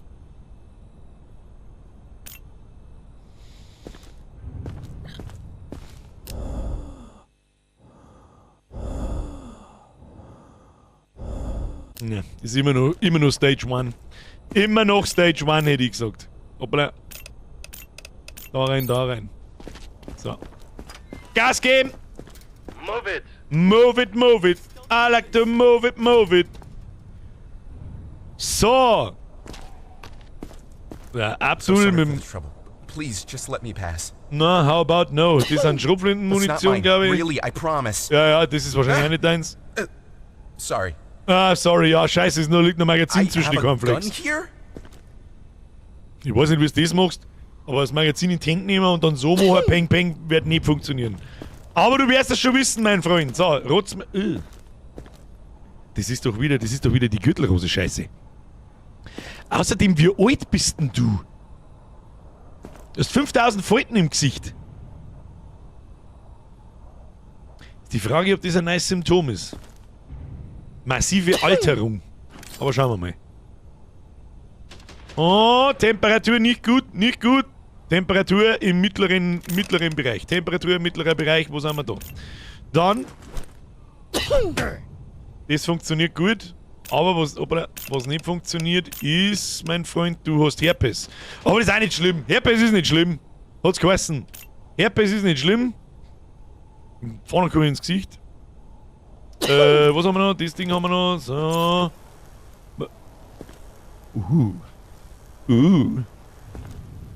Sabantanga oder auch, das ist so wie. Stay calm and wait for your turn. Remove your outer Das clothing, ist hats, Dreck. glasses, and gloves. Dreck. Warum, Mann? But why? Naja, gut. Ich glaube nicht, dass der rote Haut hat. Und zum Abhören gibt's eigentlich auch nix. Aber er hat leicht erhöhte Temperatur. In der Quarantäne ist noch Platz. Ab dafür. Was sagt die Inspektion? Kriegen wir da was dafür oder nicht? Ja, ausgezeichnet. Check again. Come on! Einfach nicht mehr in den Chat reinschauen, dann ist alles ausgezeichnet. So, aber schauen wir für dir aus. This is just a bad dream. Die hinkt der Goschen auf halb 8, das sehe ich von da. So, das schaut gut aus. Oh. Gar keine Reflexe. Na gut, dann halt nicht. Du, gute Frau, dir fällt der rechte Fuß ab, merkst du das? Aber das sind eigentlich bloß blaue Flecken. Blaue Flecken und zwar wird Sau. Haben wir sonst irgendwann ein bisschen. Wieso wird es denn eigentlich so finster, wenn ich in den Hocken gehe? Das macht mich fertig. Gut, dann haben wir da blaue Flecken. Blaue Flecken. Bluterguss, blaue Flecken. Das ist jetzt auch noch kein Todessymptom. Und das da. Na, die schaut eigentlich ganz gut aus. Weiter unten ist es dunkler. Ja, da braucht das Licht länger hin. Weil weiter weg von der Sonne. Ja, das ist nur logisch. Sprenge, was da die ohne die? Was würde ich ohne sie tun? Aber die schaut eigentlich ganz gesund aus. Hätte ich gesagt gehabt. Ab in den überlebenden Block. Quarantäne ist gestopft voll. Next Survivor!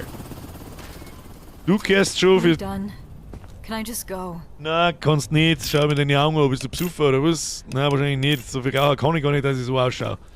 So, was haben wir da? Haben wir nichts gesehen. Schwitzen tut's auch wie ein Facki. Wir schauen mal von hinten aus. Oh, mittlere Temperatur. Oh. Und tot. And it's gone. Massiv hohe Temperature. Temperature too high, Madam. Dann brauchen wir den noch. Oh, und verkehrt um mit Zucker haben wir auch noch. So. Dann einmal den Arsch durchleuchten. Oh, was haben wir da? Das habe ich gar nicht gesehen. Von vorne ist mir das gar nicht aufgefallen, aber das ist harmlos. Und trotzdem, wir schreiben es einmal auf. Bluterguss wird Sau. Mann, das hab ich mich da nicht letzte Woche schon beschwert darüber, dass man diese Buttons vielleicht ein wenig kleiner mal erkannt. Einen Knopf für kompakte Symptome, damit ich da jetzt wieder 4 Stunden umeinander scrollen muss, was Vollgas nervt. So, davon schauen wir aber schon noch mehr rein. Das haben wir auch, das haben wir auch. Wie schauen wir da aus? Gibt's was zum Hören? Nö. Ab dafür. Ab! Thanks for at least letting me live. Labor wegen am Schwitzen? Nein, ich glaube nicht, dass es ein Symptom ist. Glaube ich nicht. Ja, wobei... Ja, okay. Bei der nächsten... Bei der nächsten.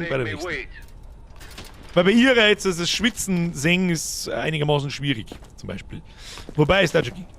Es wird... Do anything wrong, I swear. Ich habe goldene Mutter so gefunden. Jetzt Moment einmal. Gesucht Säge. Wir haben Informationen über einen Sadisten erhalten, der Menschen visitiert.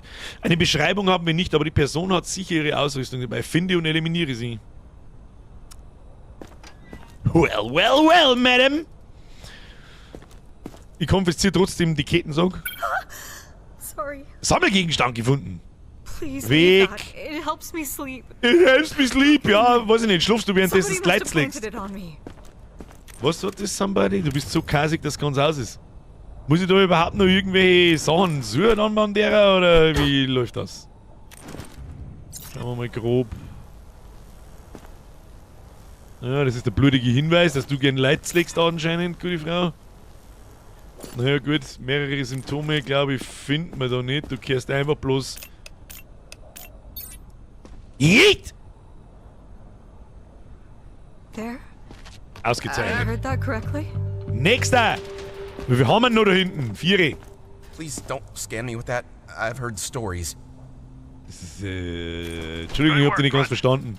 Don't get used to the praise. Okay. Da mit Teufel hat er bloß Angst. Da hat er bloß Angst. Temperatur, stimmt. Stimmt auch. Bluterguss soll er wie ein Pflack am Belly um, den sehe ich schon, den sehe ich schon. Ich möchte schauen, ob er noch was hat. So ziemlich dicke Jacken, mein Freund. Ja, aber sonst feit eigentlich nichts, außer der Bluterguss am Hirn, hoppala. Und der Bluterguss am Hirn sagt ganz klar und deutlich Quarantänezone. I feel fine, but please don't do this. Warte mal. Haben wir mir geschaut, aber ob wir atemgerätsmäßig... Identification verified. Muss ich nochmal schnell. Status stable. Machen wir gleich, No bevor wir es incidents vergessen. reported. I just need to get to the Das haben wir vergessen, habe ich doch gesagt.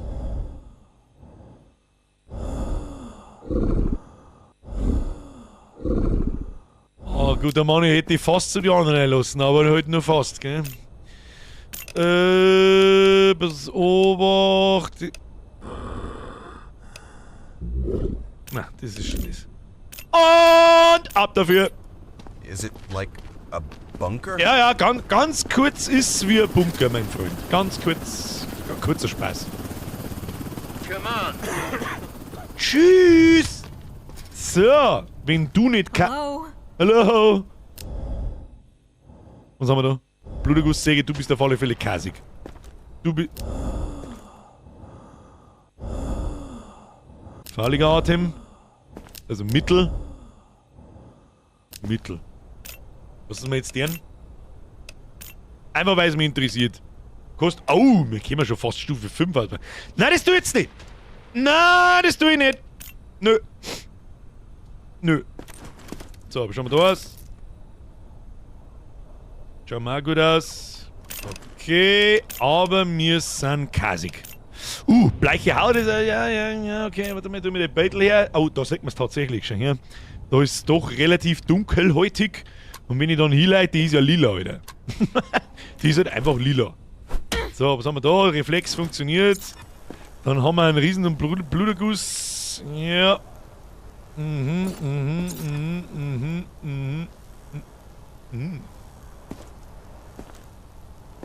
Okay, das ist eine Tätowierung mit 1000 Kratzer. Bluterguss und Kratzer. Bluterguss. Bluterguss, Kratzer. Beides nicht so gut, Madame. Ab in die Quarantänezone. Ab! At least it's not a death sentence. Ausgezeichnete Inspektion, Jay, ja. Survivor. Okay, wir mit nix. So. Phase 1, machen wir mal den Bumster auf. Was haben wir da? Ein Sorry, Roger? I'm slow. It's hard Die haben wir da echt ein Roger eingebaut. Das es hat immer es gibt 3 Arten von Personen auf dem Planeten. Es gibt die Guten, es gibt die ganz Guten und dann gibt es sogar die Putzlumpen fressen. Ja? Die fressen alles, ohne es zu hinterfragen. Die Guten sind Ferrero Küsschen. Die richtig Guten sind Ferrero Rocher. Und die sogar Putzlumpen fressen, sind die Raffaello fressen. So. Um mich mal so richtig schön unbeliebt zu machen bei Raffaello ist. Pfui Teufel. Wer ohne Scheiß, wer Bock auf getrocknete Kokosflocken in seinem Maul hat die Kontrolle über sein Leben verloren! Rotz mich nicht an! Trottel! Fitter! So, weiter im Programm.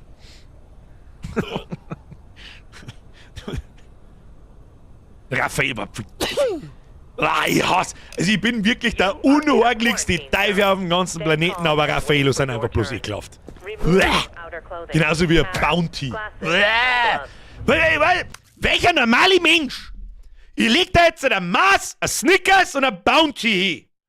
Welcher normale Mensch nimmt's Bounty, Alter? Hau ab! Hau ab! Für Teufel! Boah, geil, für der Schokoriegel. Und 2 Sekunden später beiß ich in irgendeine Kokosflocken ein und denk mir, für Teufel! Your belongings for inspection. So ist was ich war, bist du psuffen, Mann. Puls, Puls und Temperatur, das glaube ich haben wir gerade gemacht, oder? Du Vollidiot. So, dann hier haben wir auch schon getestet, gell, aber jetzt... Oder gar keinen Reflex haben wir da noch nicht getestet. Kein Reflex! Fehlender Reflex, aber das ist gut. Also was heißt gut, das ist nicht schlimm so. Warum hat der Fetzer kein Tanga? Der radioaktive Tod ist der Tschernobyl-Tanga. So, was haben wir da? Was da los? Haben wir wieder in der Blutletten angestiegen, gell? Ja, hab ich gesehen, aber das ist nicht schlimm.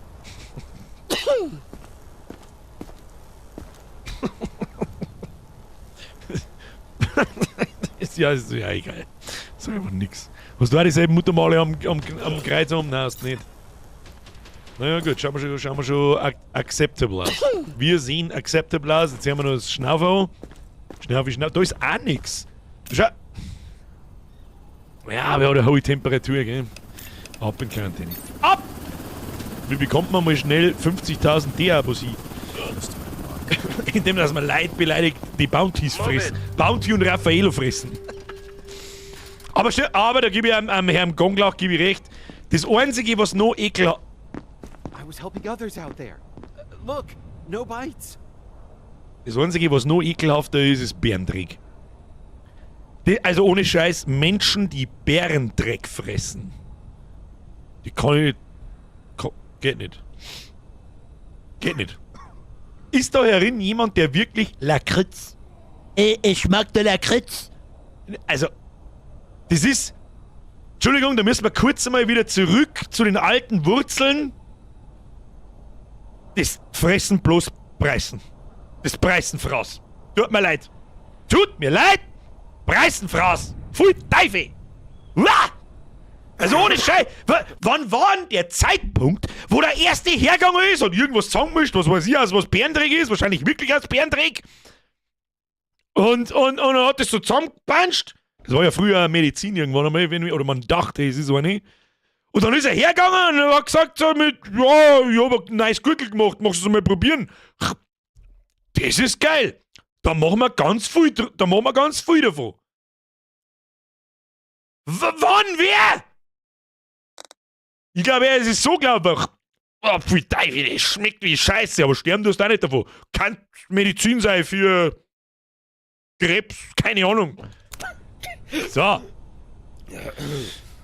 Lea Hummer fragt, was ist das? Es gibt echt nur Leute, die nicht wissen, was Bärendreck ist. Achtung, 5 Noob-Sekunden. Bärendreck, also Bärendreck. Bei uns in Bayern wird Lakritze genannt. Aber wenn jetzt jemand nicht weiß, was Lakritze ist.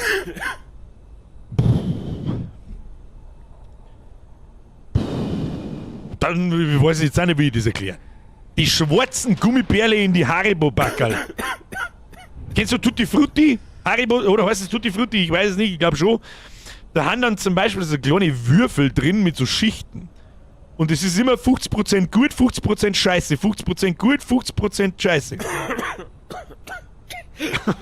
Lackritze. Das ist das, wo immer Farbe reinläuft. So viel Leute gleichzeitig mit dem Witz Lack minus Ritze. Echt jetzt? Colorado, meine ich. Was man nicht damit Tutti Frutti gibt's aber auch, glaube ich, gell? So, Meter müssen wir machen. Wir schaffen heute wieder nicht. Wir schaffen nicht mehr einen Tag heute. Wann ist denn halb 10 geworden? Alter, der Futzen. So, jetzt müssen wir Speedrun. Speedrun! Damit einmal ein Fehler passiert. Wir haben noch keinen einzigen Fehler gemacht. So, schaut gut aus. Du kriegst von mir einmal Sommersprossen ins Fressbrett hinein. Okay, das funktioniert auch gut.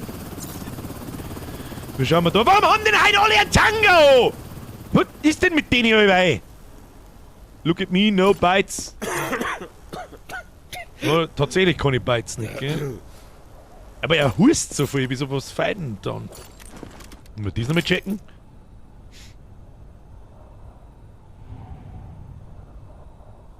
It's Tangaroo! Aber ein Haufen Flecken hat er da. Schauen wir mal, nein, der geht weg. Oh. Fauliges Atem. Also der bessere Atem. Auf zum Atem. Das heißt...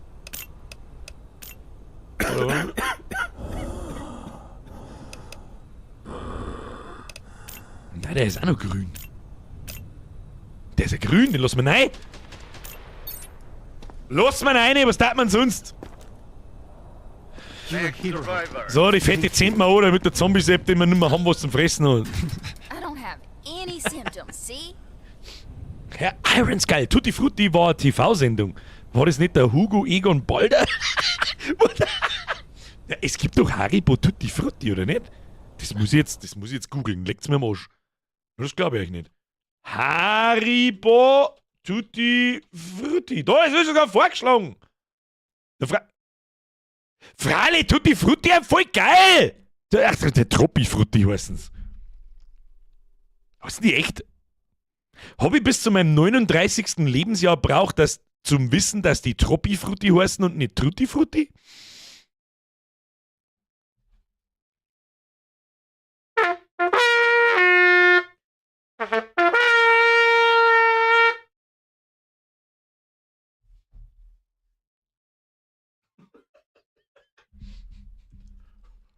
Anscheinend schon.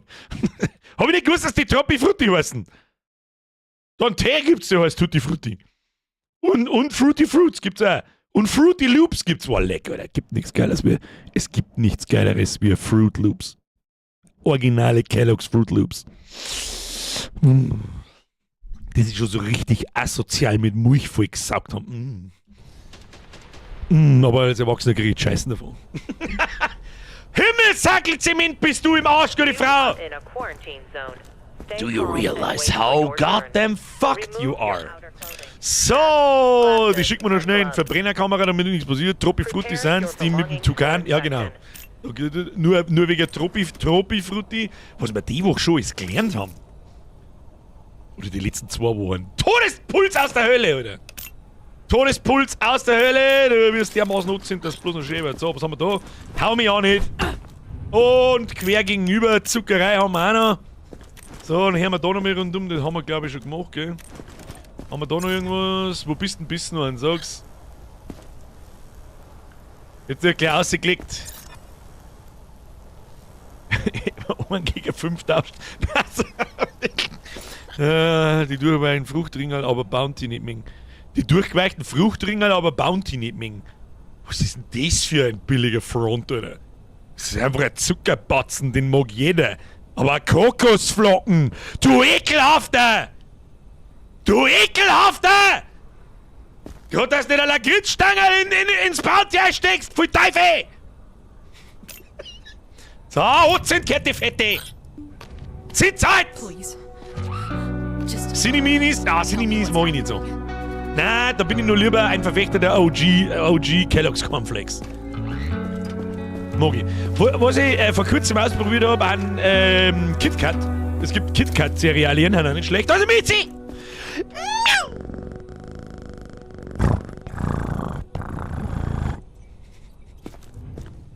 Wo ist so liegt, oder? Frosties habe ich auch nie so gern mögen, weil man die waren mir zu zuckrig. Das ist ja wirklich bloß, da kannst du einfach eine Handvoll Zucker nehmen und Milch schmeißen und das dann saufen. Grasal und Kellogg's Smacks. Herr Batman. Ich glaube, wir haben irgendwie, ich hab das Gefühl, wir haben irgendwie verwandt. Oh! External infected rushing the perimeter. Ich glaube, schießen müssen wir! Schießen müssen wir! Infected rushing the perimeter. Brr, Prevent brr, breach. Drohne verbinden und nicht vergessen, dass man mir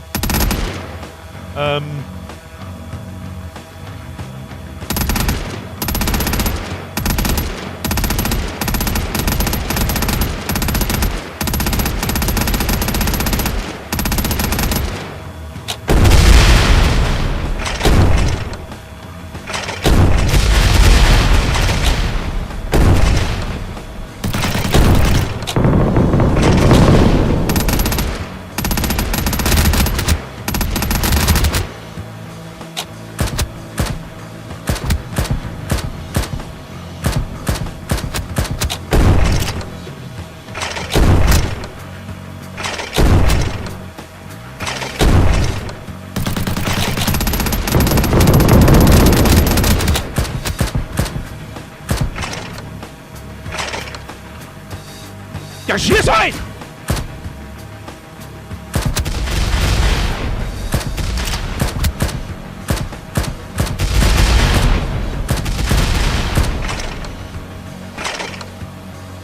Ja, komm! Dann haben wir dritte Welle auch noch, oder was? Oder können wir nicht ganz dicken? Dann schießen wir einfach auf die ganz dicken, der Rest stirbt schon. Wir hätten uns vielleicht noch... Kruzifix. Wir hätten uns vielleicht ein bisschen was aufhängen sollen.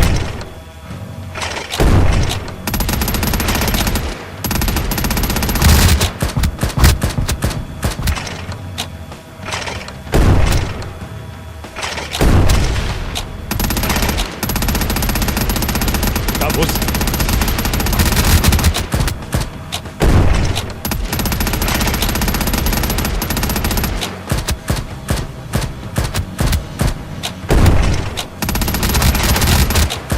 Muss ich mir jetzt da anstrengen auch noch?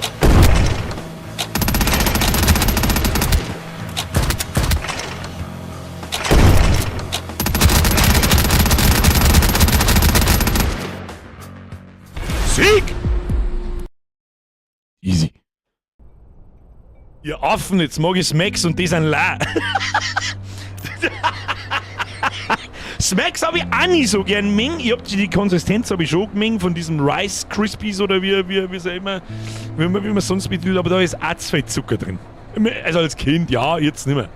Aber für mich sind die besten OG Kellogg's und die KitKat dann gut. Und was auch ganz geil ist, sind die Tresor-Dinger. Kennt jemand Tresor? Ich weiß nicht, ob die von Kellogg's sind oder nicht. Das sind diese kleinen... Das sind so kleine Taschen mit Schokolade drin. Die sind auch geil. Und was da ganz geil kommt, was das Allergeilste ist, machst du einen halben Krug mit einem Original-Kaba, nicht einen Nesquik-Kaba, ein OG-Kaba, der heißt also Kaba. Machst die Viertel den halben Krug voll und schützt ihn so 3/4 voll mit Milch. Umrühren. Und dann nimmst du eine Hand voll von den KitKat Cornflakes quasi und tust die da oben drauf. Bounty plus Pina Colada, pfui Teufel. Ein Pina Colada mag ich sehr gern. Da haben keine Kokosflocken drin. Solche sind da. Danke, Ed Birger. Was habt ihr alles da im Kellogg's Tresor? Ist geiler Scheiß, aber Zucker ohne... Das natürlich. Also gesund haben sie nicht. Das ist ja klar. Ja, klar. Das ist ja klar. So! Neuer Tag, neues Glück mit sich streichen! Ich finde immer nur ihre Hinterfüße ein wenig fragwürdig, aber das wird schon. Jetzt ist gut mit der süßen War, bin eh schon fett genug. Man ist nie fett genug. Man ist nie fett genug. Hoppala, den müssen wir schon stehen lassen. Wir müssen mit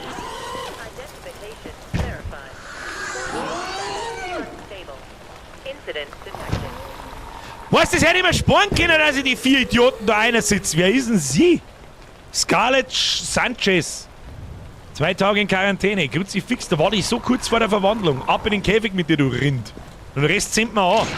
Der Rest muss weg. Ist Katz infiziert. Ich glaube nicht. Katze ist immun. So, Zombie-Seppen können wir eigentlich. Muss ich den am gleichen Tag futtern? Ich glaube schon. Bring mir einmal Tipps. Jetzt mal so. Ja. Los. Ja. Hoppala. Die hat, die hat glaube ich, das Bounty gefressen. Gibt es eigentlich Bounty-Cerealien? Also so, weiß ich nicht, sowas halt wie Schokopops, bloß als Coco-Pops? haben wir eventuell gerade eine Marktlücke entdeckt, auch wenn ich es selber hasse?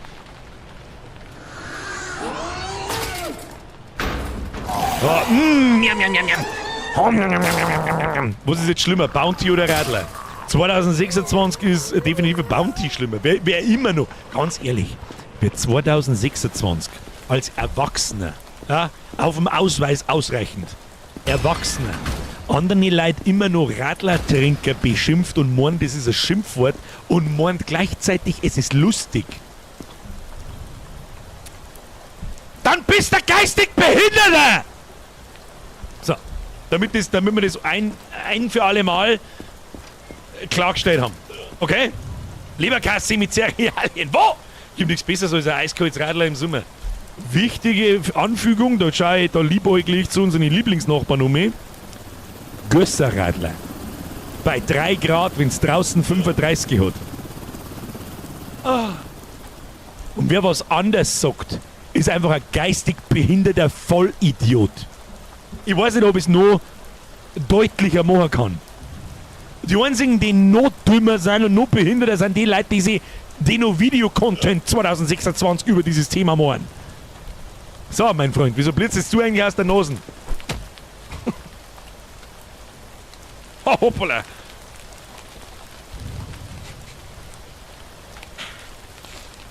Wenn der Uli ein Gösser ist, dann kannst du es sogar heiraten, ja. Neues Symptom, Nasenblüten. Ich hätte jetzt auch drauf tippt, weil das ist so markant. Das ist nicht einfach bloß irgendein, weißt du schon. Hast du ein Dings gehört? Ja. Ist das nicht die... Ist das nicht die... Ist das nicht die Katze? Das Katzending, das sie... Und warum hat er sein Gaming-PC dabei? Den kann ich ihm nicht nehmen, Alter. Er möchte einfach bloß ein bisschen zocken, Alter. Der möchte bloß ein wenig zocken. Lass ihn nicht zocken. So, Ziel müssen wir noch lesen. Leichen im Keller von Major. Jemand hat seine gesamte infizierte Familie im Keller seines Hauses in der Ash Ridge Street versteckt. Die Infizierten sind ausgebrochen und die Person hat das Haus niedergebrannt. Es gibt nur noch Lücken auf die Unterlagen über die Familie. Der Name beginnt mit N. A-N. Etwa 30 Jahre alt. Wenn du jemanden siehst, der auf diese Beschreibung passt, schicke die Person in Quarantäne. Also es fängt an mit A-N und ist ungefähr 30. Wie sehen die das? Überlebender, der Rubius, der hat keinen Nachnamen. Alter, irgendwas mit 30. Der Rubius wird es nicht gewesen sein. Schauen wir mal. So, dann haben wir das Ding aus. Das dürfen wir uns schicken, so wie ich das da sehe. Oh, oh, oh! Oh! Ja, Bruder, hast du schon hinter dir. Da hast du schon hinter dir, da geht nichts mehr. Was soll das? DJ Wookie! Die habe ich komplett übersehen, entschuldige. Tutti Frutti gab es früher im Fernseher auf RTL. Da standen die Melonen und wackelte die Banane. Was? What? You are in a quarantine zone. Stay calm and wait for your turn. Nein, das erinnert mich nicht mehr. Wenn du mir jetzt verzeiht, ich kennt nur jemanden, ich weiß nicht, warum ich bei Tutti Frutti und RTL oder, nein, der Bim Bambino war Kabel 1, glaube ich, oder? Zumindest am Anfang. Mit der Sonja, die jetzt das Dschungelcamp macht seit 25 Jahren. Oder? Ich glaube schon, oder? Wenn der Mund offen steht, Labor, den schicke ich sowieso ins Labor rein. Außerdem hat das mit dem Mund nur was zum tun mit den Reflexe.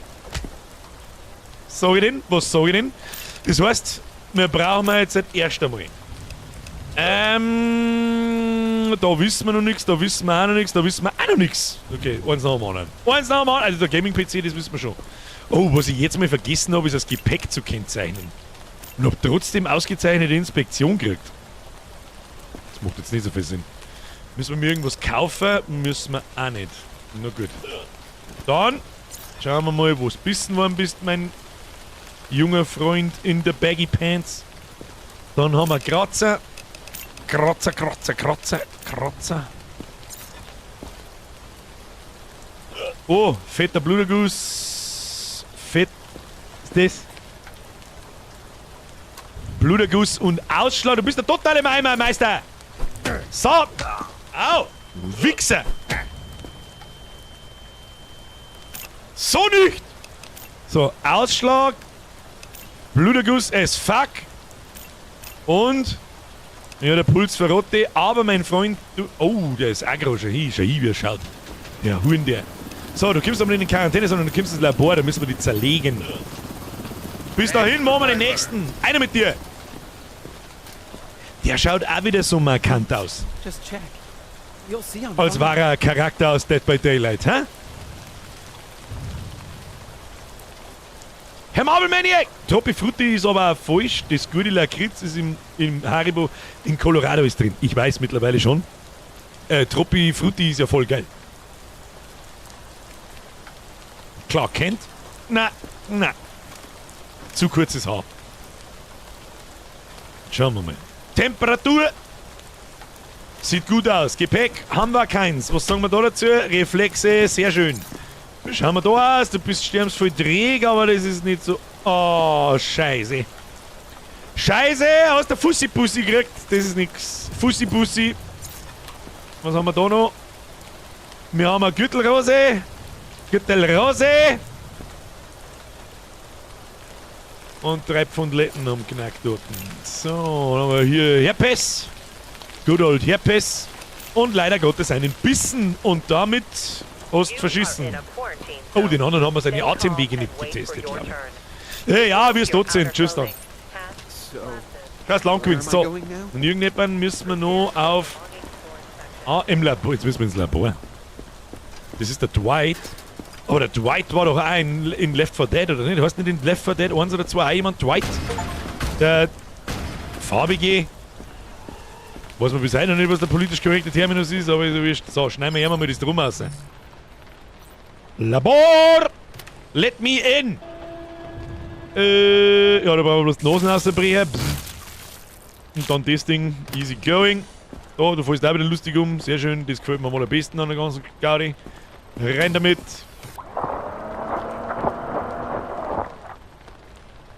Nehmen wir das da rein. Klaus! Bist du einmal fertig mit deiner Tulpendiagramm? Forschung erfolgreich. Das Symptom wurde der Symptomtabelle hinzugefügt. Nasenbluten. Du hast alle Symptome in der Kette freigeschaltet. 50 Forschungspunkte und 10 noch dazu. Easy going. Wie viele Punkte haben wir jetzt? Na, falsches Menü. Ausbauten. Fäulnisdetektor. Symptomscanner.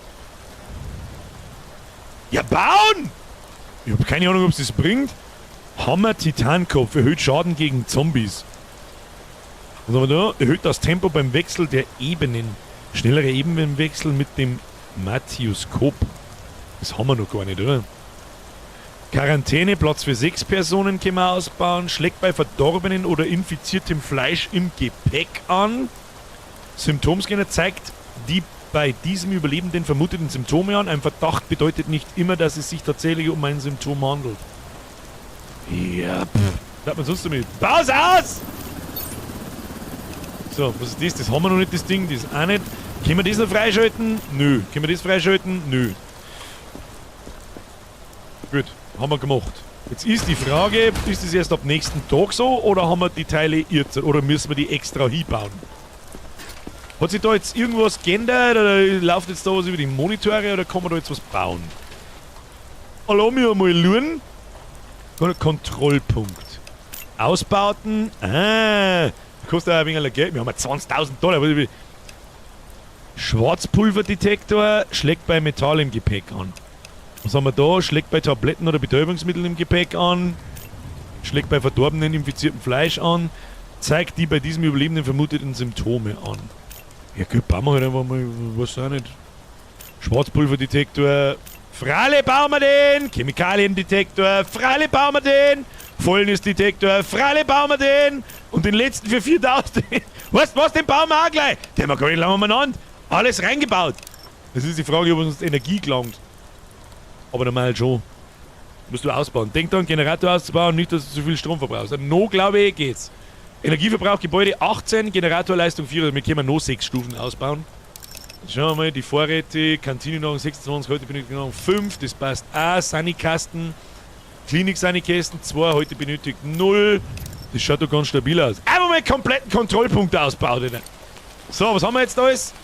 Ach, das wird dann da oben angezeigt. Oh, das ist vielleicht ein bisschen viel, hä? Hier, Waffen, Drogen, Scheiße. Personen, Herz. Ach, das zeigt dann die Symptome. Oh, okay. Kantine ausbauen, Nahrung produzieren, Free Money. Scheiße, da war was, gell? Da ist da irgendwo ein Punkt. Ausbauten, produziert passiv 8 Nahrungseinheiten pro Tag. Da hast du absolut recht. Was ist da? Erweiterte Kantine versorgt bis zu 20 Personen pro Tag. Das brauchen wir noch nicht. Haben wir nur noch 3500, aber das gelangt uns ja. Das gelangt uns, Kinder. So, hier, nächster! Nächster! Oh, Leopardentussi. So, schauen wir gleich mal, ob da jetzt irgendwas blinkt. Ah, okay. Ja, jetzt ist halt die Frage. Da blinken jetzt 2 Sachen um. Einmal, jetzt pass mir auf.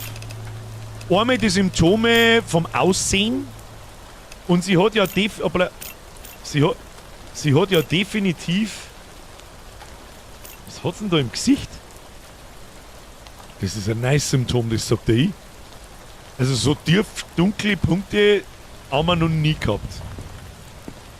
Schnaufer, okay, und der zweite Punkt ist der Hammer. Hammer, wenn ich jetzt da drauf drücke, muss irgendwas komisch sein. Und sie ist aggressiv. Okay. Es muss aber nicht sein. Ja, jetzt ist die Frage, Beispiel. Das Thermometer, also der Punkt da, das Herzal-Dings da, das ist jetzt nicht angesprungen. Das heißt eigentlich, wenn ich jetzt drauf drücke, müsste es grün sein. Kann das trotzdem gelb sein?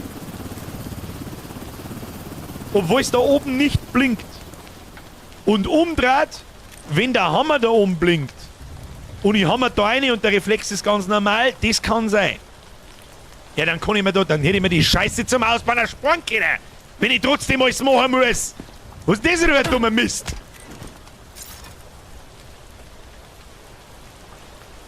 Absolut dummer mir, aber wieso höre ich eigentlich auf dem Chat, weil einer sagt ja, einer sagt nein. Die hat nicht viel, aber du musst leider Gottes ins Labor. Die müssten wir leider zwingen. Das hilft leider Gottes, hilft uns das nichts. Ein wenig halt blass, Mann, bis da. Oder? Avery Thompson. Ja, ein wenig halt blass, bis da. Weißt du was? Ab ins Labor mit dir. Ah, stopp. Unbekanntes Symptom. Ab ins Labor mit dir, du wirst zerlegt. Du wirst eine sehr ungenügende Inspektion. Warum? Ja, dann kann ich mir halt den Scheiß da halt. Den hätte ich mir jetzt auch sparen können. Wenn der nicht stimmt, was da oben steht. Für was brauchst du denn dann? So ein Krampf. Every second we stand here, they're coming closer. Da blinkt jetzt gar nichts. Wer bist du? Der Gregory Wright. Du bist nicht unsere gesuchte Person. Das passt. Das passt auch. Schauen wir mal. Bist bissen worden, mein Freund? Na, du schaust aus wie eine nette Person. Ja. Oh, am Hals haben wir ein paar komische Sachen. Aber das ist nicht so schlimm. Auch nicht so schlimm. Auch nicht so schlimm. Zum Abhören gibt's auch nichts. Ab. Na, Rucksack hast du vorher vergessen. Dachte ich mir fast, ja. Hab nämlich kurz drüber nachgedacht, so, hat der Gepäck oder nicht.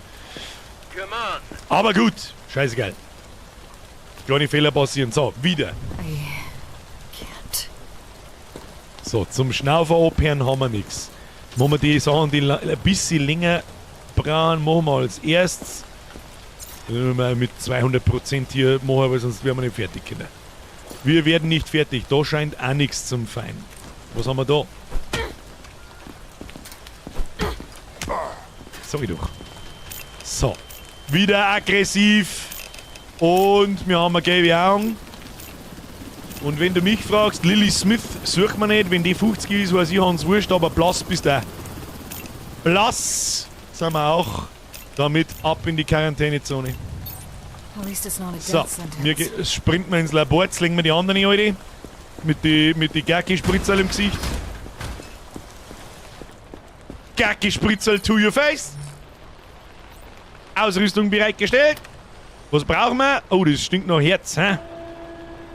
Dann schneiden wir halt da einmal rein so. Dann schneiden wir den Brustkorb raus. Und dann machen wir so. Okay. So. Hans! Fang! Wird auch nicht langweilig. So, jetzt machen wir den Bums dazu. Alles mit Blutletten voll. Her mit dem Schund. Zack. Das ist so die Sprühwort. Keine Symptome gefunden. Aber was hat's denn da dann im Gesicht gehabt? Han im Gesicht das vielleicht. Hautausschlag, hätte das vielleicht Zeit? Also da war auf alle Fälle irgendwas, aber gut. Hilft nicht, haben wir es nicht rausgefunden, komm schon wieder mit meinem Gummihammer. Was, Dreck? Meinst du, dass es wirklich Dreck war? Nein, ich weiß nicht. Ja, ich weiß ja nicht, du. What's the point of all this? What's the point of all this? Du hast blaue Flecken im Gesicht, das ist das Erste, was ich sehe. So, dann. Reflex, gut. Temperatur. Gut. Wie schauen wir drunter aus? Oh, was ist das?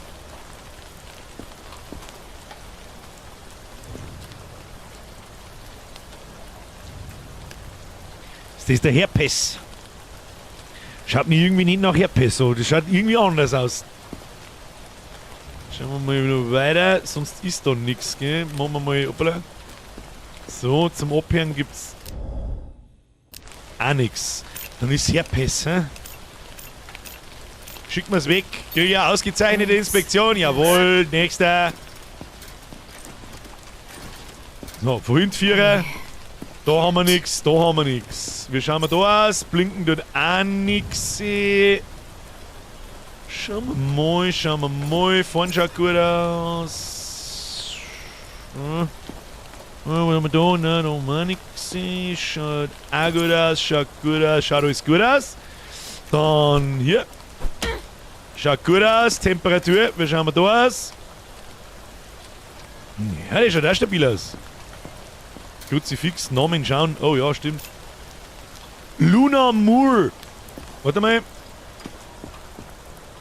So viele Leute haben wir. Kann man aus der Ich bin sicher Zone nochmal jemanden zurückholen? Das haben wir noch nie ausprobiert, gell? Kann ich? Leider nicht. Leider nicht! Wieso war die falsche? Das heißt aber, sie kann da bleiben. Die hat ja gar keine Symptome, die hat ja gar nichts. Nächster! Nasenblüten, das sehe ich von da. Wer bist du? Mr. Anthony, 32 Jahre alt. Das ist ja einfacher wird's nicht. Was müssen wir mit ihm da? Quarantäne geschickt. Aber vorher werden wir noch was machen müssen wahrscheinlich. Hä? Er hat Reflexe, das hilft uns genau gar nichts, aber er hat Nasenblüten. Bleeding Nose, das ist nicht so schlimm anscheinend. Was sagt die Temperatur? Kontrolliert wäre trotzdem, auch wenn wir schon wissen, wohin mit dem Affen. Das ist träg.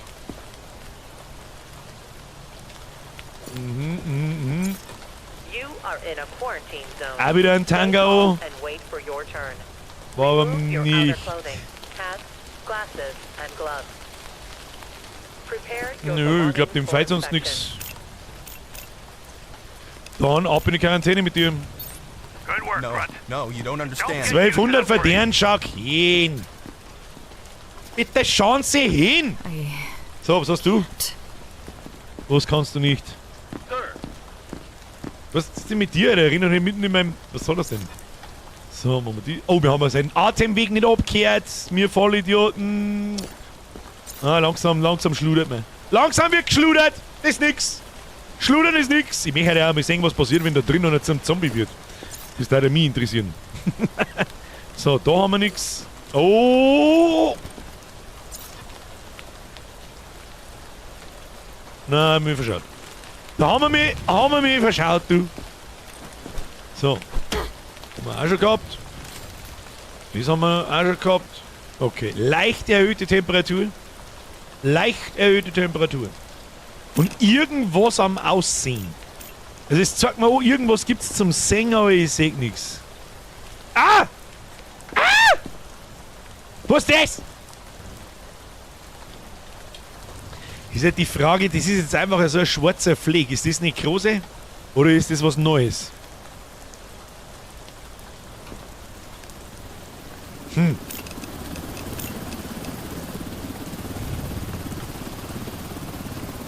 Aber die ist so schwarz. Und in der Vorschau ist es halt schon schwarz, aber nicht so. Herr Wave, du hast mir vorher noch übersehen. Wir wissen, wenn du einfach aufhörst und mir das Speichbein lässt! Zwecks den Aufgaben, wenn du für die Mission einen Gesunden in die Quarantäne steckst, kannst du ihn direkt danach ins Camp weiterschicken, dann blockt er keinen Platz im Kammer für nix. Zwecks den Aufgaben, wenn du für die Mission einen Gesunden in die Quarantäne steckst, dann kannst du ihn direkt... Ach so, ich verstehe, hätte ich spätestens morgen sowieso gemacht. Verstehe, merci denn. Probier die Spritze. Kann man eigentlich noch, gell? Da können wir eigentlich... Warte mal. Können wir eigentlich mal die Spritzen, weil sie ist die letzte. The subject is infected and must be eliminated.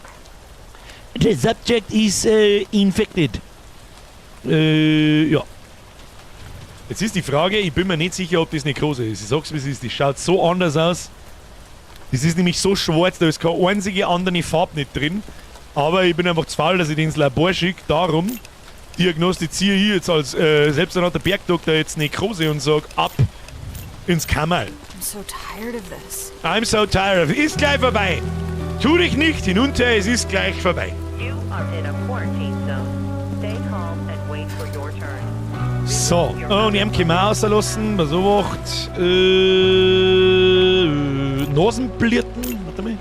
War Nasenblirten nicht gefährlich? Nein, war's nicht. So, mehr raus mit die schaut sowieso gefährlich aus da. Und die schickt mir jetzt. Okay, Emily is waiting for me. Passt. So, Überlebender, wunderbar. Gute Besserung! Das gute alte, gute Besserung hat noch nie geschaut. So, ab nach Hause, einen Tag schaffen wir noch!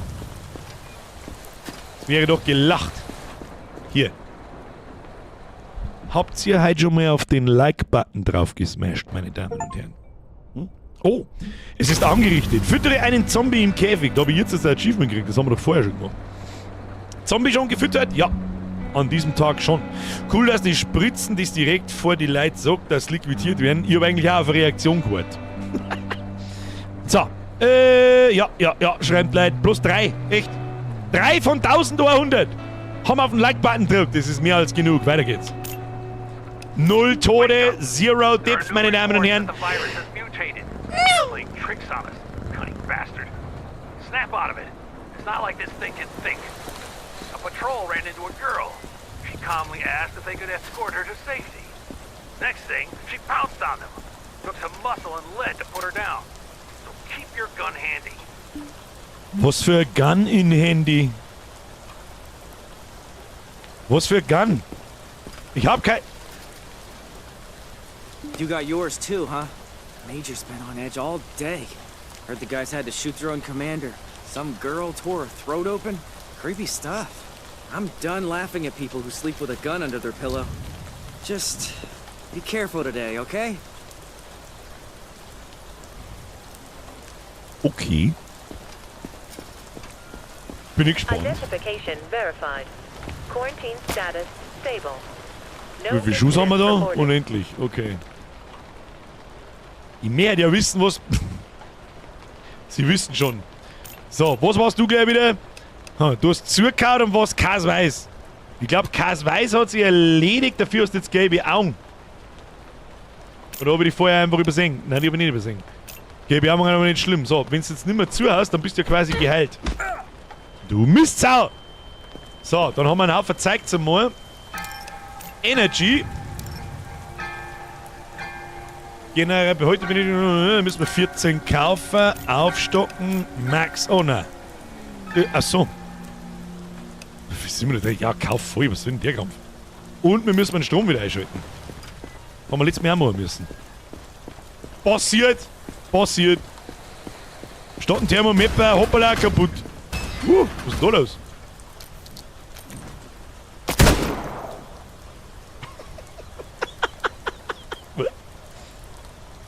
Warte, Digga. Hausmeister. Über Achievement kriegt Hausmeister. Töte eine Ratte. Tja, warum nicht? So, Strom an. Warum waren jetzt da gerade 6000 Ratzen da und jetzt ist gar nicht mehr da? Naja, was tut denn ihr da hinten? Oh, waren wir nicht. Egal, warten die alle hin. $25 ausgekriegt. Okay. Ja. Na gut. Oh, da geht noch. Zertifizierter der Nächste bitte. Rufe 100 Mal der Nächste bitte. Was hat er gesagt? Cholera. Ich verstehe kein Wort nicht. Kaffee und Dings ist in Ordnung. So, Gepäckstück. Wunderbar. Fangen wir von vorne an. Schauen wir da aus. Du sollst angeblich irgendwo optische Anzeichen haben. Sehen tue ich noch nichts. Fällt sich auch nichts. So, jetzt da dazu sagen. Gebissen, das war der alte, da bin ich mir fast sicher, es kann passieren, aber das da herum nicht.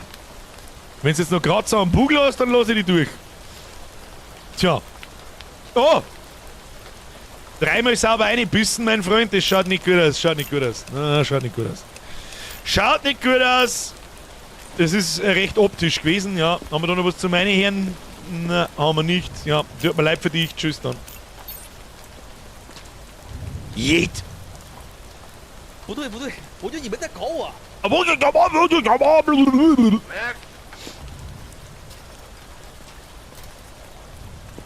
You can trust me. I'm healthy. Jesus, it's alive! Not! Having fun out there, huh? Hey, Georgetta. You didn't forget. Or did all that shooting knock the memory out of your head? Du wegen Vogel oder Mistake. Won't happen again. MRI machines used to take up a whole room. And now? Just look at this. You just need 2 hands. What a time to be alive. The end of the world notwithstanding.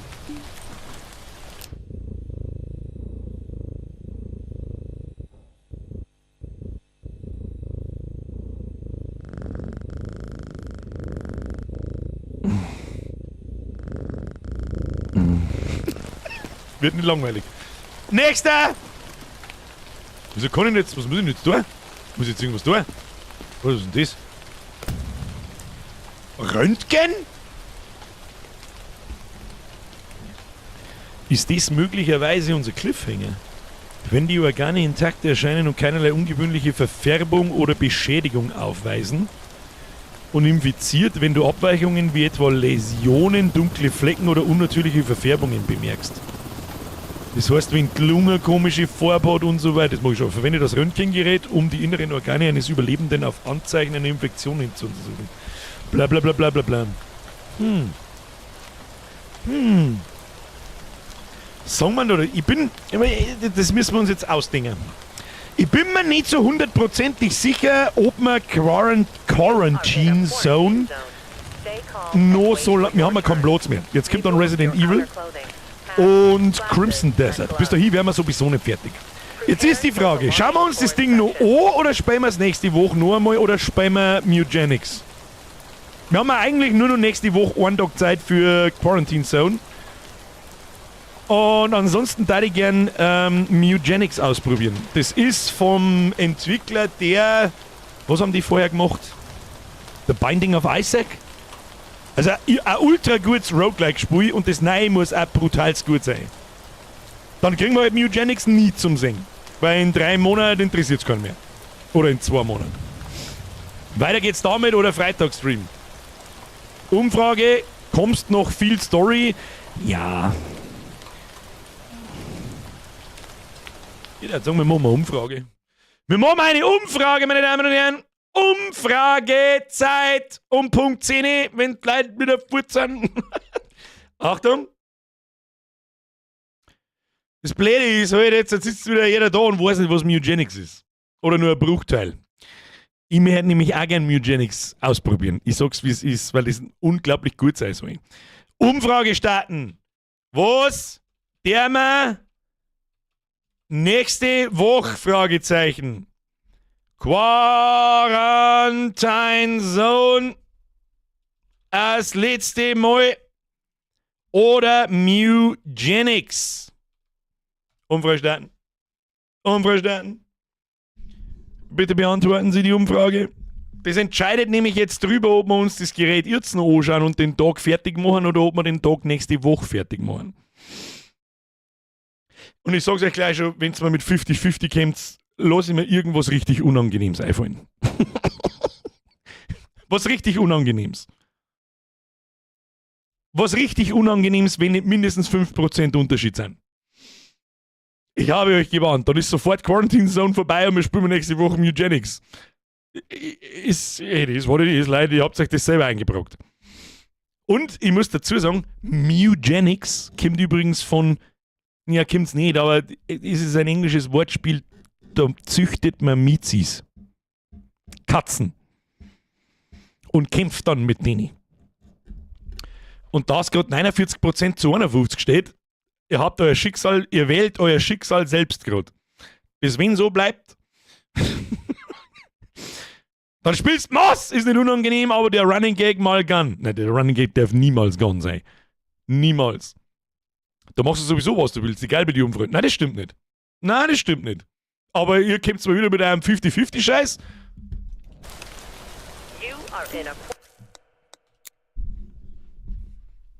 Lernen durch Schmerzen. Lernen durch Schmerzen. So einfach ist. Was wir nächste Woche tun, das lasst ihr der Zukunftsbürger einfallen. Vielleicht hab ich die krank nächsten Mittwoch. Oh, Scheiße. Und ich sag's mir jetzt, wo ich schon abgestimmt hab, du Sau. Und das ist Lernen durch Schmerzen. Selber schuld, Leute. Ganz einfach. Bei mir war 51%. Ich weiß nicht, 50 plus minus 5 ist bei dir 51. It is what it is, Kinder. Das haben sie sich selbst eingebrockt. Das haben sie sich selbst eingebrockt. Das war lang nur bei 50-50. Ist mir scheißegal. Ist mir scheißegal. Echt? Fangen wir jetzt so. Fangen wir jetzt so. Was ist wir nächste Woche tun?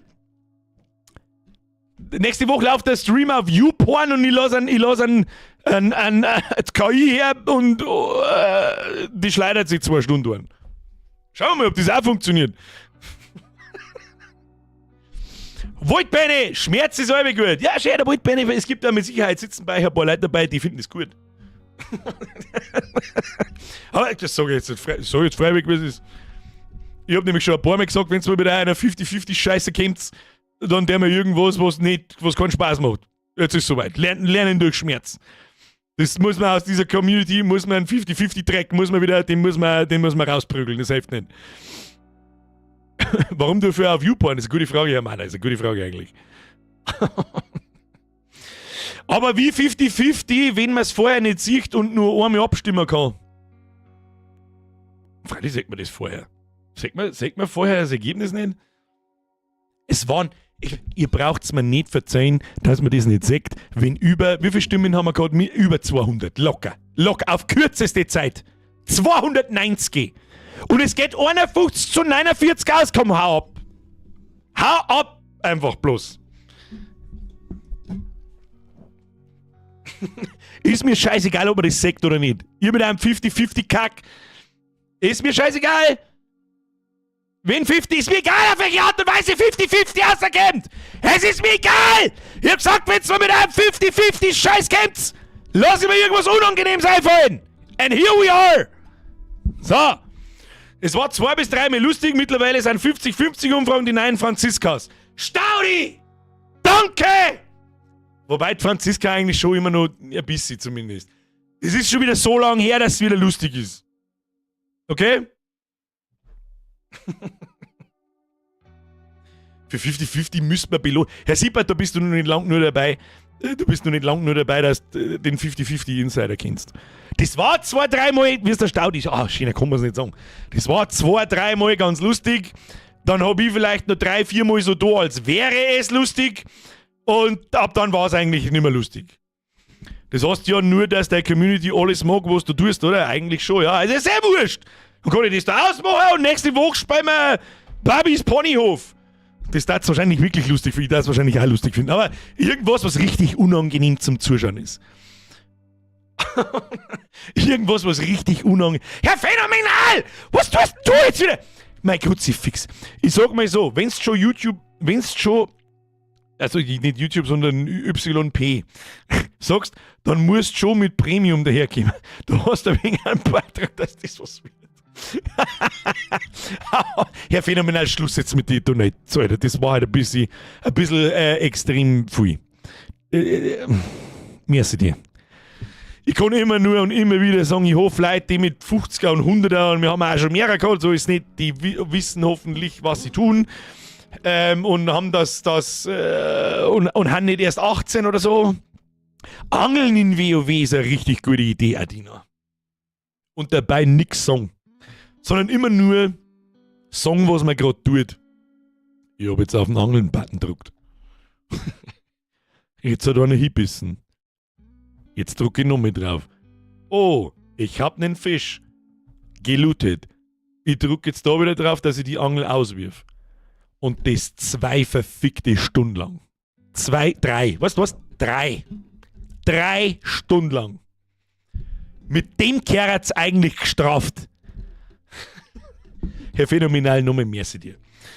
Herr Van Hinten, kann man Spenden an die von der Steuer absetzen? Frag für einen Freund. Ich sehe die geistig schon nächste Woche solitär spielen. Also du kannst natürlich bei deiner Steuerberaterin versuchen, da steht aber Spende. Nein, kannst natürlich nicht. Normalerweise müsste ich ja, wenn das Spenden warten in dem Sinn, die müssen ja ich nicht einmal versteuern oder was, aber das gilt als ganz normal, als darfst du was kaufen im Prinzip. Was absoluter Schwachsinn ist, aber gut, das war klar. Wenn es irgendwo dann einen Haufen Geld zum Holen gibt, kommt Vaterstaat und nimmt sich das, was er haben will. Was sie übrigens heute, da neben mir liegt der ganze Zielwirtschaft, wir haben doch vor ein paar Monaten mal drüber geredet, so mit ihr Hallo Finanzamt und die Dingen sie so, ja, Moment einmal, die letzten 5 Jahre, da wollen wir doch irgendwas haben. Da liegt ein Neue an der Zielwirtschaft, das, ich überleb's, aber es ist ein bisschen was, ja. Ich fand's gut, hat was von einem Podcast, was? Hey, es gibt jede Woche eigentlich 2 Folgen Podcasts da drin. Ich schalte ja jetzt auch nicht direkt aus, sondern rede nur ein wenig. Aber ja, haben wir eigentlich nicht mehr gesagt, dass es einen Werbungsstream gibt? Ja, aber das mag ich eigentlich nicht antun. Also das meine ich wirklich ernst. Mich würde jetzt wirklich interessieren, wie sich der Stream, wie aggressiv YouTube Werbung schaltet. Mich würde es wirklich interessieren.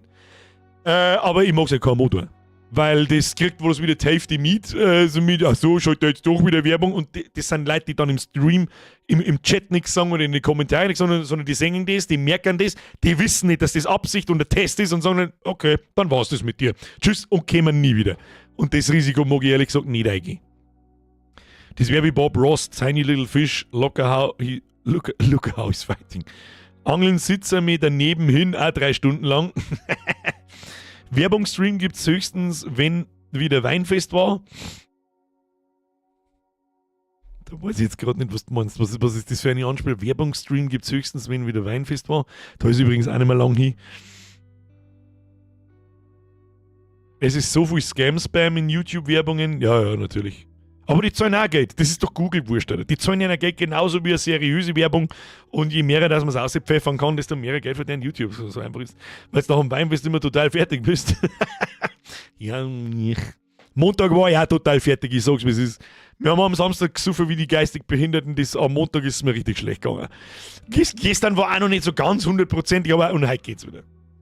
Singen wir an Bob Ross nochmal oder eher schwierig wegen Copyright? Eher unmöglich wegen Copyright, weil der Bob Ross einer der strengsten Claimer und Strike-Rausdonnerer ist, den wir da haben.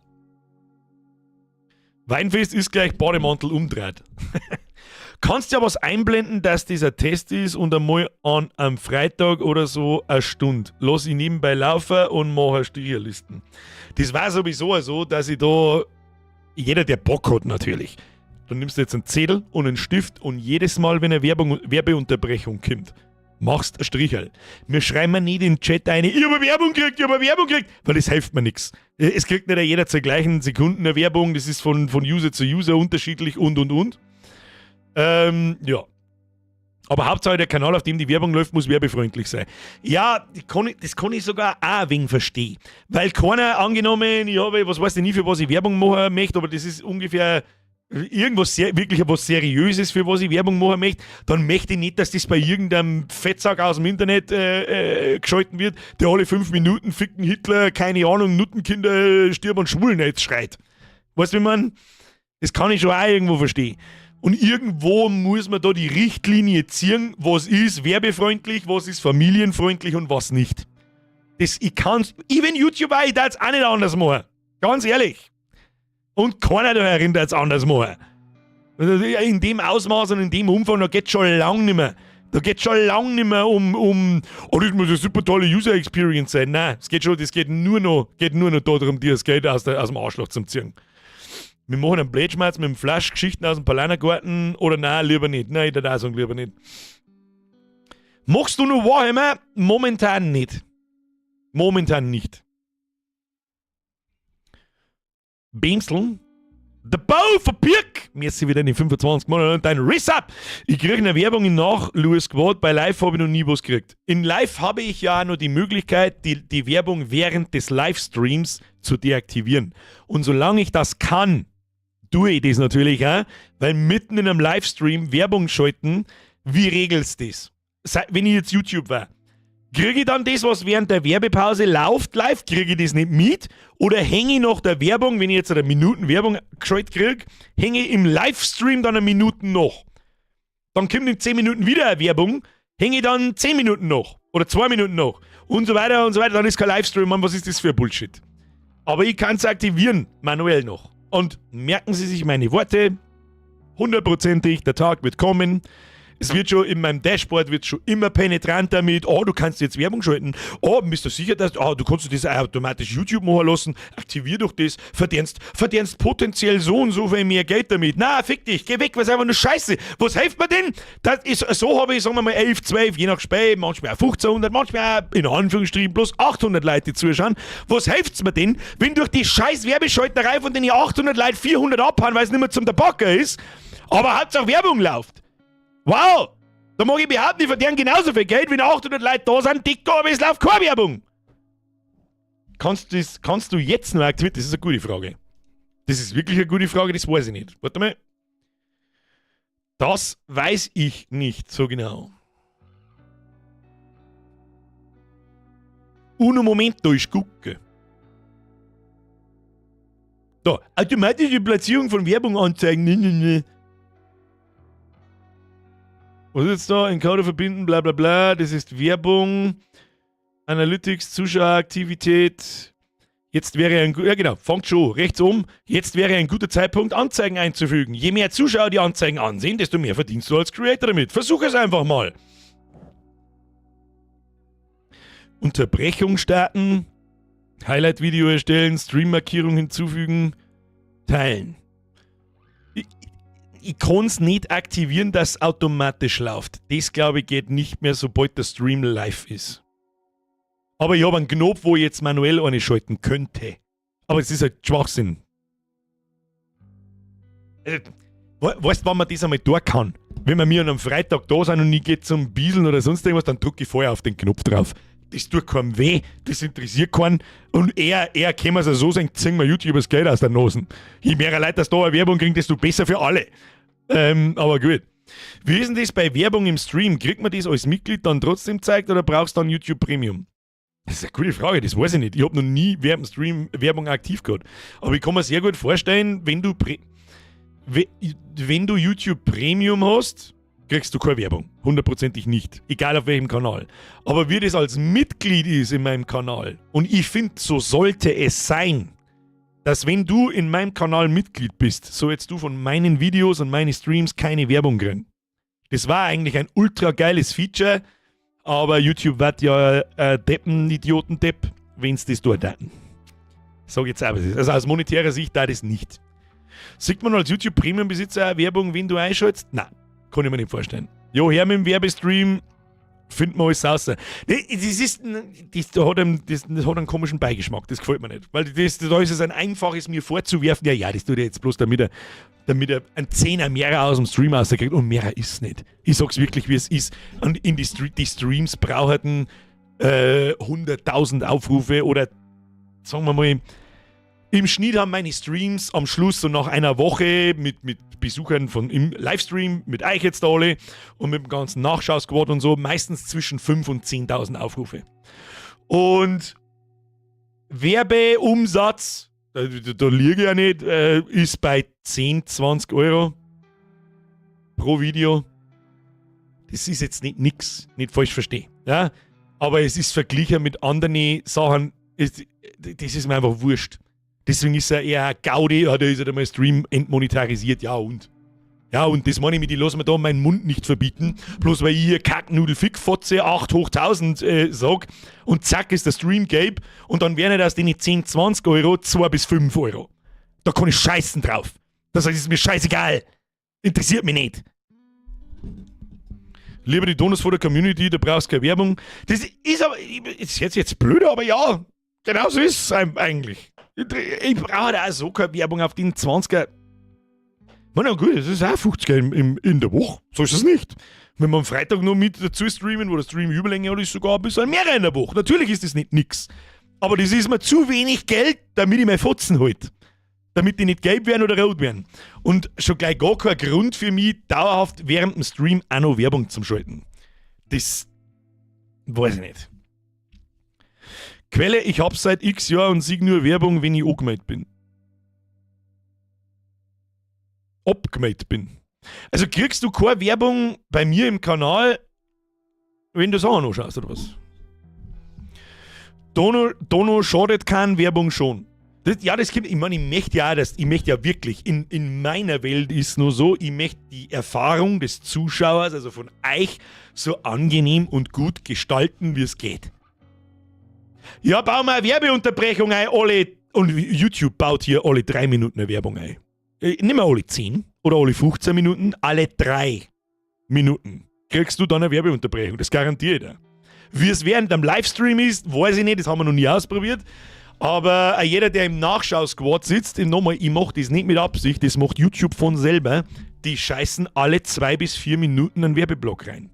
Und kann man ja vielleicht einmal noch ein bisschen aus dem Nähkästchen plaudern.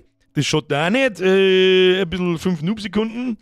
Es ist nicht immer so, es funktioniert nicht immer so. Ich habe mittlerweile schon lang Premium, dass ich es selber schon nicht wirklich mal wieder getestet habe.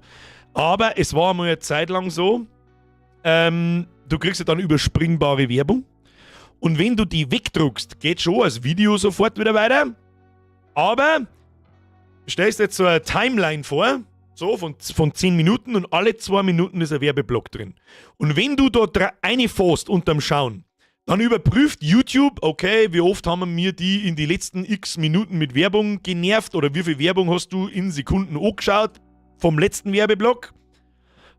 So und so viel, okay, dann ist der jetzige Werbeblock wäre zu viel, negatives User-Erlebnis, bla bla bla, lass wir den aus. Dann kriegst du erst in 4 Minuten wieder einen Werbeblock.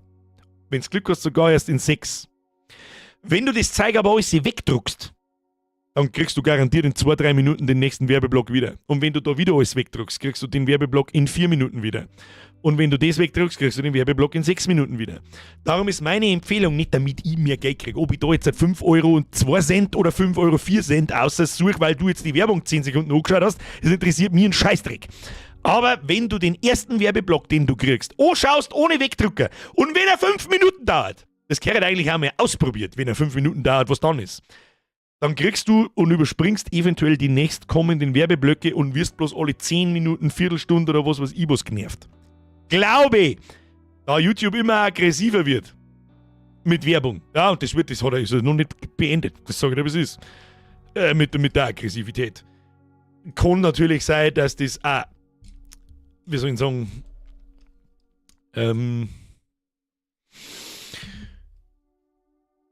irgendwann nicht mehr so ist.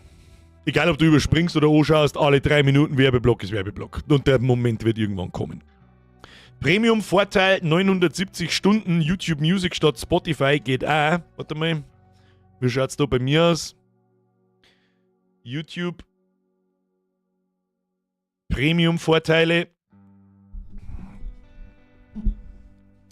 Premium-Vorteile, von denen du bisher profitiert hast. Ich bin leider wieso zählt mir das erst Mitglied seit 2025? Ich habe da schon viel länger. Habe ich mal ein paar Tage ohne Premium verbracht, kann das sein? Weiß ich nicht mehr. Okay, seit 28. September 2025 habe ich 1810 Stunden Videos ohne Werbeanzeigen angeschaut. Und 6 Minuten in der Hintergrundwiedergabe, wann auch immer das gewesen ist. Aber gut. Ich kriege normal sowieso nur alle 10 bis 15 Minuten Werbung. Kann natürlich auch sein. Es ist auch so, das gilt nicht für alle. Ich bin mir ziemlich sicher, der ganze KI-Scheiß, das kriegt auch jeder mit. Und vorher hat es schon Algorithmen gegeben.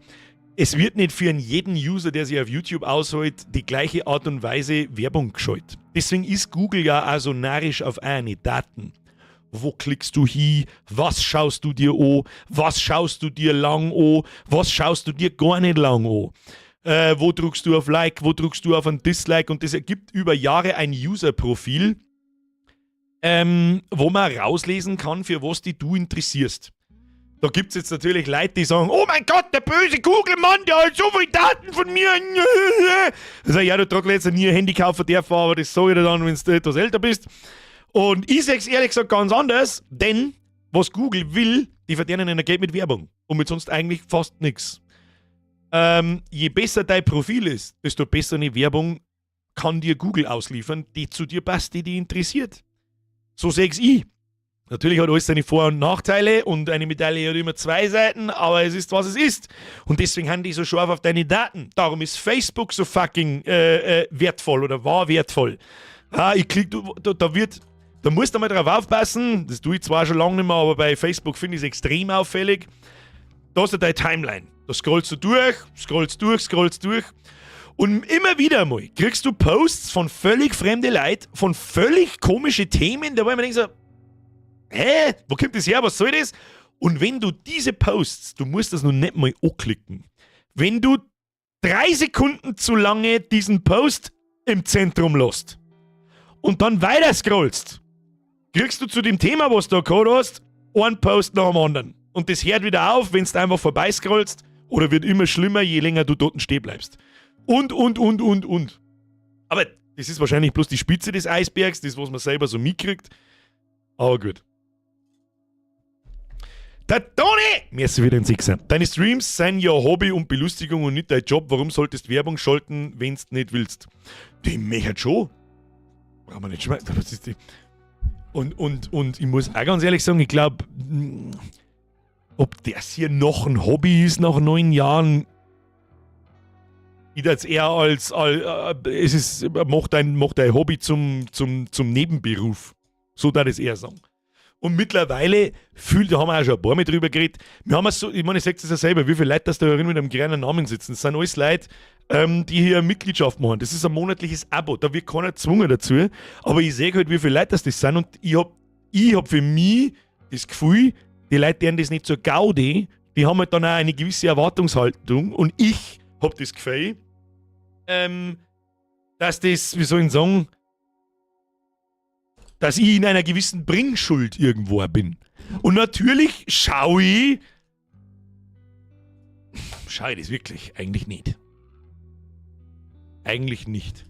Aber natürlich freue ich mich drüber, wenn man damit Geld verdient. Also, das darf ja jeder. Das ist der absolute Jackpot da. Sowas wollte ich immer machen. Heilige Scheiße, es funktioniert seit bald 9 verschissenen Jahren. Es macht immer noch Spaß. Viel mehr Spaß als diese Videoscheiße. Das habe ich aber eigentlich schon vor 3 Jahren schon gesagt. Und mit der Streamerei höre ich so lange nicht auf, solange hier drin Leute sitzen. Und natürlich freue ich mich drüber, wenn jemand eine Mitgliedschaft macht oder eine Donation haut oder sonst irgendwas. Aber das ist ja alles freiwillig. Das kann ja jeder machen, wie er will. Wie er will, wann er will. Und wenn er nicht will, dann sitzt sie auch noch da. Herr Mehrweg auf, ey! Du bist auch schon verfickt lang dabei. Merci für 83 Monate. Ha! Was für Erwartungen sollen wir haben? Ja, das ist auch so. Das frage ich mich seit 9 Jahren. Was das soll? Da wirst du noch lang streamen. Ja, springe ich aber auch das Gefühl. Ich habe auch das Gefühl, dass man mir... Also ich wüsste halt gar nicht, mit was für einem Skandal oder was für ein Scheiß, dass ihr daherkommen müsstet, dass das von heute auf morgen da zu Bruch geht. Weiß ich, was müsst ihr denn da ein Majority abstehen? Oder keine Ahnung, was sind denn so Skandale bei anderen Streamer? Ich weiß sowieso nicht, was das sowieso ist. Können sie die nicht einmal normal aufführen? Was ist denn das? Ich schaff's auch 9 Jahre lang. Herr Tüboy, da noch einer? Okay, hau ab jetzt. Nein, so war's nicht gedacht. Ich glaube, in dem der Rente sitzt man immer noch da. Wir sitzen jetzt, ich glaube, dass teilweise Leute da sind, mit mir, ich war schon erwachsen, zumindest auf dem Ausweis, die in den letzten 9 Jahren mit mir erwachsen worden sind. So in unserer Umgebung. Und gleichzeitig mir ein wenig älter. Und jetzt wird's dann langsam wirklich ein bisschen älter. Vogue sei? Wie hoch? Neue Umfrage. Wie hoch schätzen Sie das Risiko ein, dass ich von heute auf morgen nur noch Regenbogen piss? Der Tagsgeil schreibt, nein, ich bin mit dir, Alter. Mal halten. Also wenn's da mal heiratst, Skandal! 50-50. Also ich bin so alt wie du und ich bin nicht erwachsen. Hast du, das ist, weißt, erst jetzt will ich dann 40. Da ist wirklich nicht mehr lang hin. Ist egal. Erst jetzt verstehe ich, was mein Pap oder andere erwachsene Leute meinen mit, ja sicher steht auf meinem Ausweis 40, aber ich schwöre dir bei Gott, ich fühle mich wie 16. Also körperlich nicht. Körperlich selbstverständlich nicht. Aber das versteht man erst jetzt. Und ich glaube nicht, natürlich haben sie beim Älterwerden ein paar Sachen geändert, die mich nicht mehr so interessieren wie vor 10 Jahren oder vor 20 Jahren. Natürlich, das war irgendwie komisch, wenn nicht. Aber im Grunde, ich fühle mich nicht so mit, oh shit, jetzt werden wir alt, jetzt wird alles so ein wenig komisch, irgendwie, so wie man sich als Junge vorgestellt hat, wie sich eine ältere Person fühlt. Das ist totaler Blödsinn. Als wir 10 Jahre alt waren, waren Leute mit 40 quasi mit einem Bein im Grab.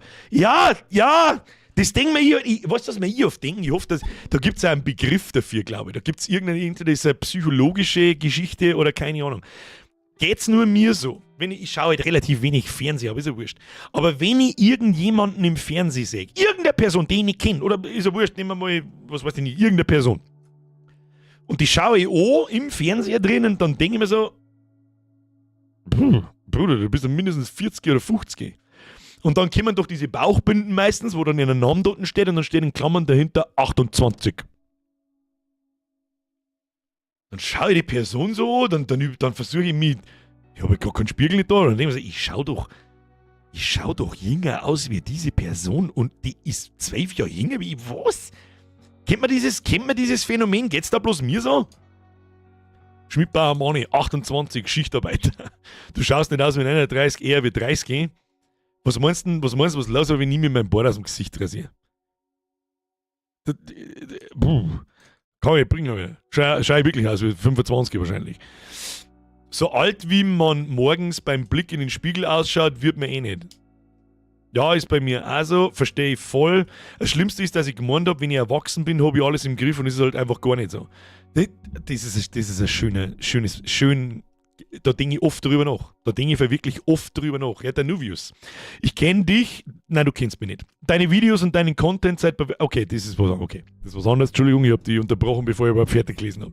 Ich kenne dich, deine Videos und deinen Content seit Bavarian Sepp auf dem Schulhof vor gefühlt 20 Jahren. 20 ist noch nicht ganz her, es war 2014. Zumindest bei Bavarian Sepp. 20 Jahre. Freilich hat sich dein Content über die Jahre verändert, aber er ist mit dir und deinen Ansprüchen gewachsen. Naja. Weiter so. Ich bin ein Freund von Never Touch a Running System. Natürlich habe ich ein schlechtes Gewissen, wenn ich dann Sachen aufhöre, Videos zu machen. Das hat am meisten Bauchweh gemacht, sage ich, wie es ist. Die Entscheidung somit, ich habe keinen Bock mehr auf diesen alten Scheiß. Da haben wir jetzt über 50, 60 Videos gemacht, über ständig dieselbe Scheiße. Aber die haben mich halt auch hergebracht. Uns alle hierher gebracht, fast. Und denen bin ich natürlich sehr dankbar, aber irgendwann muss man mal sagen, ich kann mich da nicht hersitzen und sagen, ich mache das, weil es mir Spaß macht.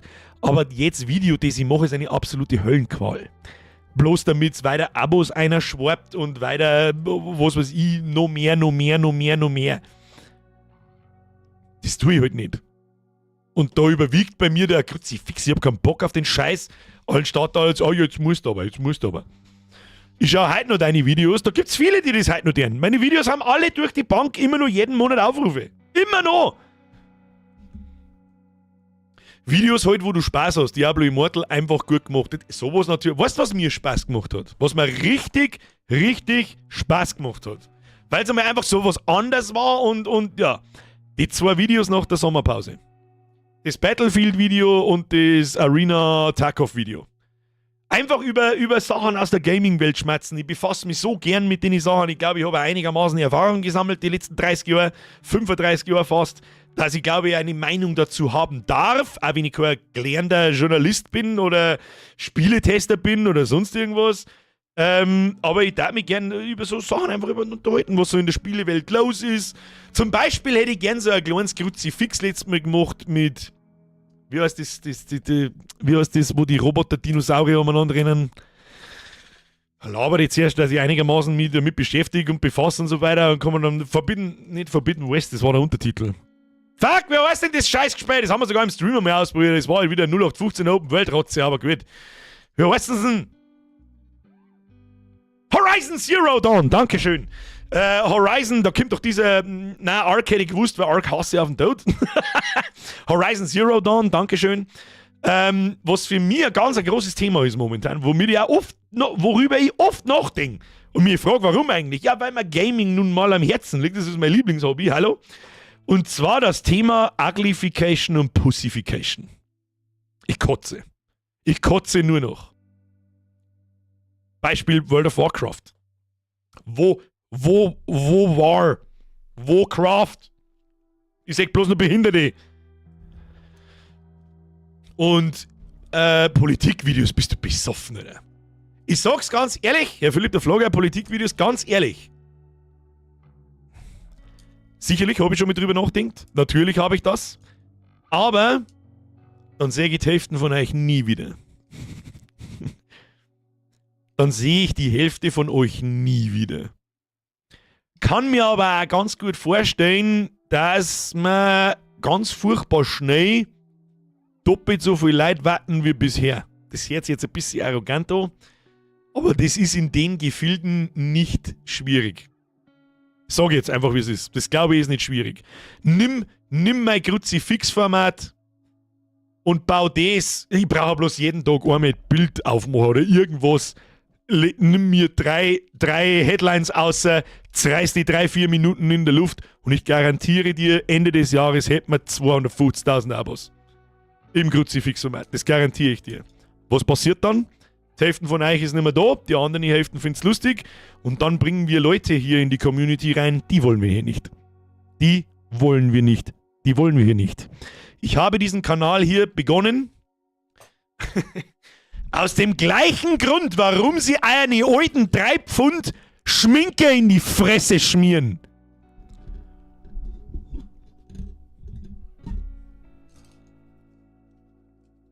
Ist eine kurze, nette, kleine Flucht aus der Realität. Und da will ich nichts über Politik hören. Ihr möchtet nichts über Politik hören, ich möchte nichts von Politik hören, ich bin der Vollidiot, der drüber schmerzen muss, ich will nicht. Das passiert einmal im Quartal. Ich glaube, jeder, der noch da ist, war schon mal da, wenn wieder der Stundenmonolog losgeht mit das geht mir auf den Sack, das geht mir auf den Sack, das geht mir auf den Sack. Sicherlich kommt das irgendwann einmal, aber den Kanal jetzt auf 7:30, der auf Politik treibt, bist du bescheuert oder was? Also 0.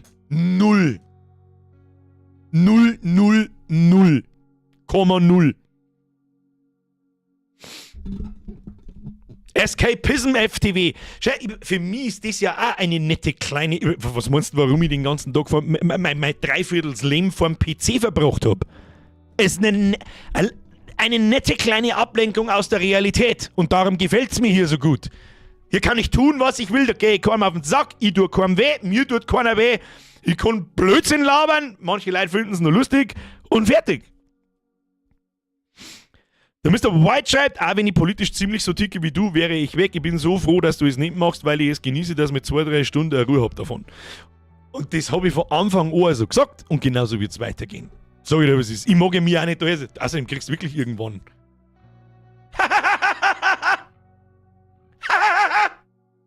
Oh! Sie wissen schon. Auch wenn ich politisch ziemlich so ticke wie du. Ja, und das war auch noch das Schlimmste. Das war auch noch das Schlimme. Ich kann doch nicht. Also, ich dachte das. Was ich dir sag? Das tat ich, wenn ich ihr war. das da die mir als Hochverrat angreifen. Das sage ich dir, wie es ist. Der einzige Grund, warum ich hier sitze und das immer noch mache nach solch langer Zeit, seid einfach nur ihr. Und sonst nichts anderes. Nichts anderes. Wenn das nicht funktioniert hätte vor 9 Jahren, ja, war halt wieder mal ein Video oder ein paar Aufrufe gekriegt, gut, aber ich hätte nicht weitergemacht und keiner hätte zugeschaut, dann darf man jetzt da nicht sitzen.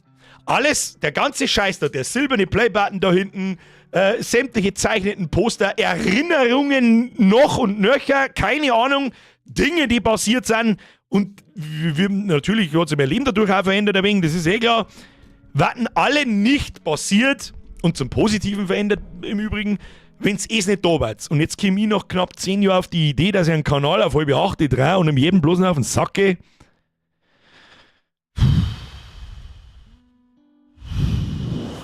Das tat, wenn ich ihr war, da ich mir das als Hochfahrer. Das war so ein Skandal, wo ich vorher gesagt hätte, so, das war's, tschüss, fick dich. Das war sowas. Oh Gott, der macht bloß nur den Scheiß. Gut, gibt wahrscheinlich genügend Leute, die das jetzt auch schon sagen, ja, der spielt ja bloß nur Computer. Der macht ja kein Video mehr über Leberkäse. Ihr wisst schon, was ich damit sagen will. Ich weiß nicht, wie ich alles sagen soll. Es ist nach wie vor, 9 Jahre später, ein absolutes Privileg, da sitzen zu können. Und eine 4-stellige Zuschauerzahl zu haben. Und da ist wieder ein kleiner Kastel, weil sich jemand freiwillig dazu entschieden hat, da gibt dem Fettsack Geld. Für was verstehe ich bis heute nicht, aber das weiß ich auch nicht. Wolfric, der zweite Teil von Horizon, heißt ja DDR. Oder Forbidden West, wie es offiziell heißt. Da weiß ich jetzt nicht, auf was du anspielst, weil ich ganz ehrlich sagen muss, die Horizon-Sachen, die interessieren mich. Das Setting ist ganz cool, aber die 0815 Open World Scheiße, die hat mich leider nicht abgeholt. Aber Horizon ist ein ganz, um das ist es eigentlich gegangen. Ja, mal wieder zurück, wo wir waren. Das hat Spaß gemacht, die Videos über Gaming-Content. Ja? Und da habe ich bei das erste Video, das ich da gemacht habe, das war über Call of Duty und Battlefield. Und das hat über 20.000 Aufrufe gekriegt. Da habe ich auch gescheit geschaut. Da habe ich mir gedacht, so, Alter, was ist denn jetzt kaputt? Aber gut, das war ein dankbares Thema. Da steht Battlefield drauf und da steht Call of Duty drauf. Da ist mir klar, das bricht aus der Community aus dem Algorithmus aus. Weil Battlefield und Call of Duty draufsteht. Haben auch viel genug Leute haben drunter geschrieben, wo ich auch oft lachen haben müssen, so Sachen wie, okay, ich verstehe kein Wort, aber ich glaube, ich weiß, was er mir sagen möchte und stimme zu. Und lauter so ein Scheiß. Aber trotzdem, und das zweite Gaming-Video hat 10.000 Aufrufe gehabt. Bin ich vollkommen zufrieden damit. Das müssen nicht 250.000 sein, wie das vor 5 Jahren war. Das müssen nicht 100.000 sein und dann sagen, ja, dann lass uns bleiben. Das interessiert mich nicht. Mich interessiert, ich möchte das Video machen. Ich will den Content machen und dann möchte ich mich mit Leuten unterhalten drüber und in die Kommentare lesen, was die Leute so dazu sagen. Und natürlich möchte ich ein wenig einen Blödsinn einbauen. Natürlich möchte ich mich darüber lustig machen, wenn erst Concord völlig failt, dann High Guard, oder wie hat's geheißen, von vor 2 Wochen, völlig failt. Und dann kommt der nächste Trailer von Horizon Zero Dawn, wie heißt der Ableger? Hunter Gathering oder irgendwie sowas, wo wieder irgendeine fette, rothaarige Vollfotze rumläuft und sich die Leute wundern, warum es keiner spielen will. Was ist das denn? Ich kann doch nicht 4 Mal hintereinander irgendwelche Transen, Fetten. Und warum haben sie nicht mehr Weiber? Ich weiß es nicht. Aber sie bauen sie da und dann sie wundern, wieso spielt jetzt unser Spiel keiner? Ihr seid so alle transphob, ihr seid so alle Menschenhasser. Na, und ihr seid lauter Behinderte. Das ist das Einzige, was mir dazu einfällt, jetzt lauter Behinderte seid ihr. Jeder kennt's. Wenn du ein gutes Spiel zu Hause hast. War bei mir erst vor... Wann ist die neue Season PoE gekommen? Da habe ich mit Abstand am meisten gesagt, Dezember, glaube ich. Ja, war erst im Dezember, ist ja vollkommen wurscht. 6. Dezember geht PoE 2 Season los. Ja, das ist frei von irgendwelchen politischen Messages, von irgendeinem Pralin-Squad. Wenn ich so Sachen sage wie schwulen Scheiß, das heißt nicht, dass ich was gegen Schwule habe. Aber ich darf dem Schwulen noch nicht aufs Maul haben, wenn er hergeht und versucht mich anzugreifen. Dann sage ich einmal, hör auf. Wenn er es dann nochmal probiert, dann hau ich ihm nicht aufs Maul. Und sag, hau ab mit deinem schwulen Scheiß. Ist das einigermaßen verständlich? Okay, so.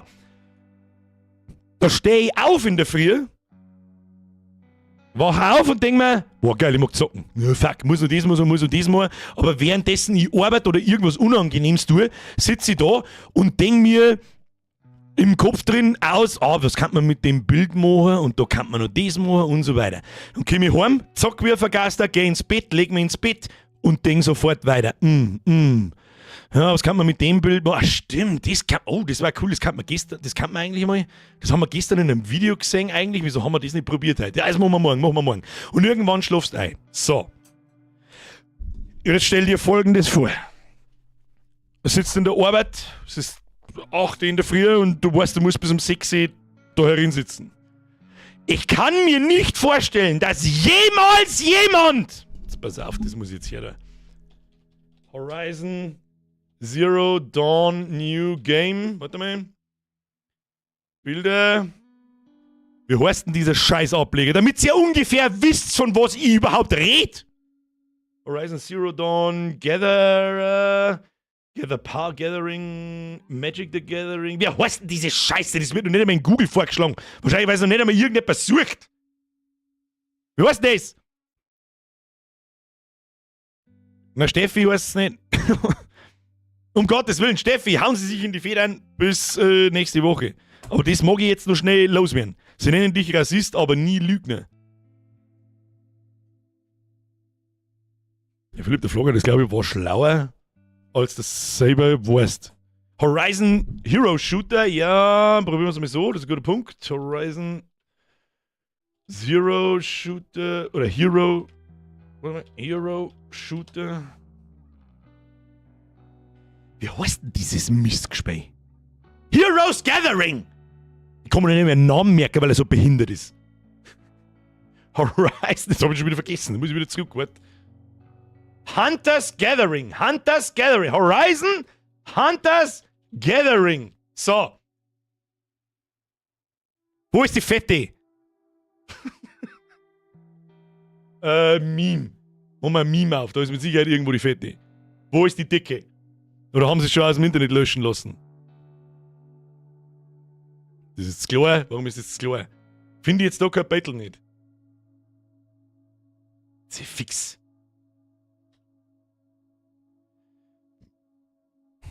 Da haben wir Battle. Warte. Kann man das nicht größer mal da? Ist leider nicht so einfach, aber mein Kruzifix, was ist denn das? Mein Gott, das ist schlecht gemacht, das Scheiße, ich flippe aus. Da, pass auf, schalt mal um. Ist da irgendwas, was kann, was angeht? Ich glaube nicht. Machen wir das und das und das zu. Jetzt pass auf. So. Und jetzt Achtung. Du sitzt um 8 in der Früh in der Arbeit drin. Ich kann mir nicht vorstellen, dass ich da in der Arbeit drin sitze und dann und den ganzen Tag droh denke, ich kann es kaum da warten, bis ich heimkomme, dass ich dieses übergewichtige, sowieso nicht älter als 30, 35 werdende, mit rote Haar, undercut, fette Stück Scheiße speien will. Ich kann es mir nicht vorstellen. Wer und warum? Und warum? Warum einfach? Warum? Und das meine ich mit Uglification und Pussification. Fieder bestimmt. Ja, sowas vielleicht schon. Aber wisst ihr, was ich damit sagen will? Ja, warum spielen in WoW? Warum spielen in WoW so viel Männer? Natürlich oft Tauren, Orks und so weiter, weil es einfach Testosteron rinnt mir aus dem Arschloch. Es gibt aber genauso viele Typen, die spielen eine scharfe Blutelfe oder eine scharfe Nachtelfe einen weiblichen Charakter. Warum? Weil ich nicht 4000 Stunden einem Ork-Arsch von hinten auf den Arsch schauen will. Vielleicht.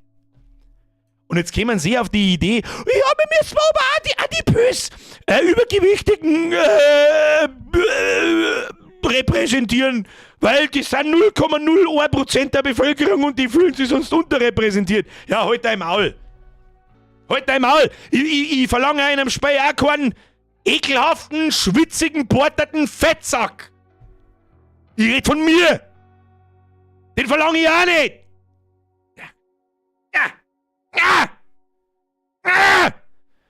Und dann habe ich die Leute in die Mutter da nicht spielen. Ja, aber ich tat gern. Checkst das? Ich würde es gern spielen. Vielleicht ist ja wirklich ein gutes Spiel. Aber ich will dieses fette Arschloch nicht anschauen müssen. 1000 Stunden lang.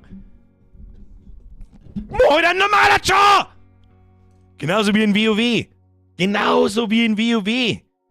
Wenn einer der Metzen, einer der Chefs selber sagt, er hat sich wünschen, dass man Warcraft irgendwie umnennt ohne War, weil das ist irgendwie abschreckend so. Ich meine, Alter, ich kriege einen Vogel. Ich kriege einen verschissenen Vogel. Was sie aus Warcraft gemacht haben, ist wirklich keine Ahnung.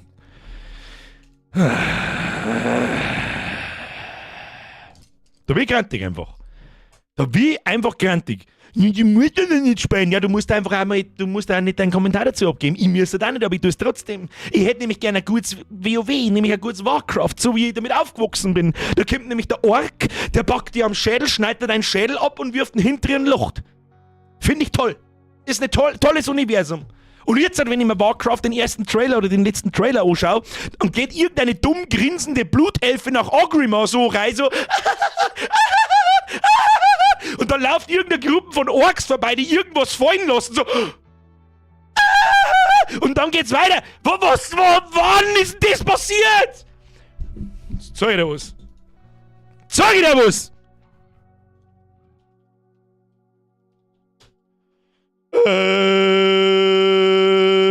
Okay. Das ist das Erste und das andere ist, lass mich kurz überlegen,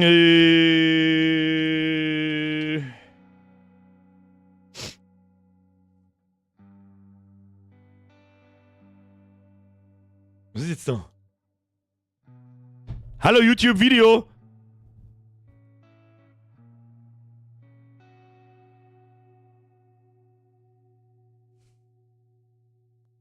Was ist denn jetzt mit YouTube? Wieso fängt denn jetzt kein Video nicht an?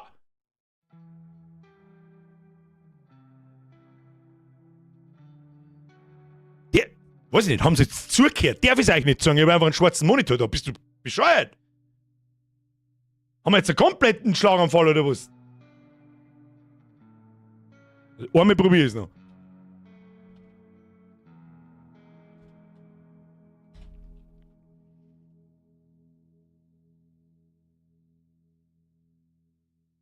Ich kann kein Video mehr starten. Ich kann wirklich kein Video...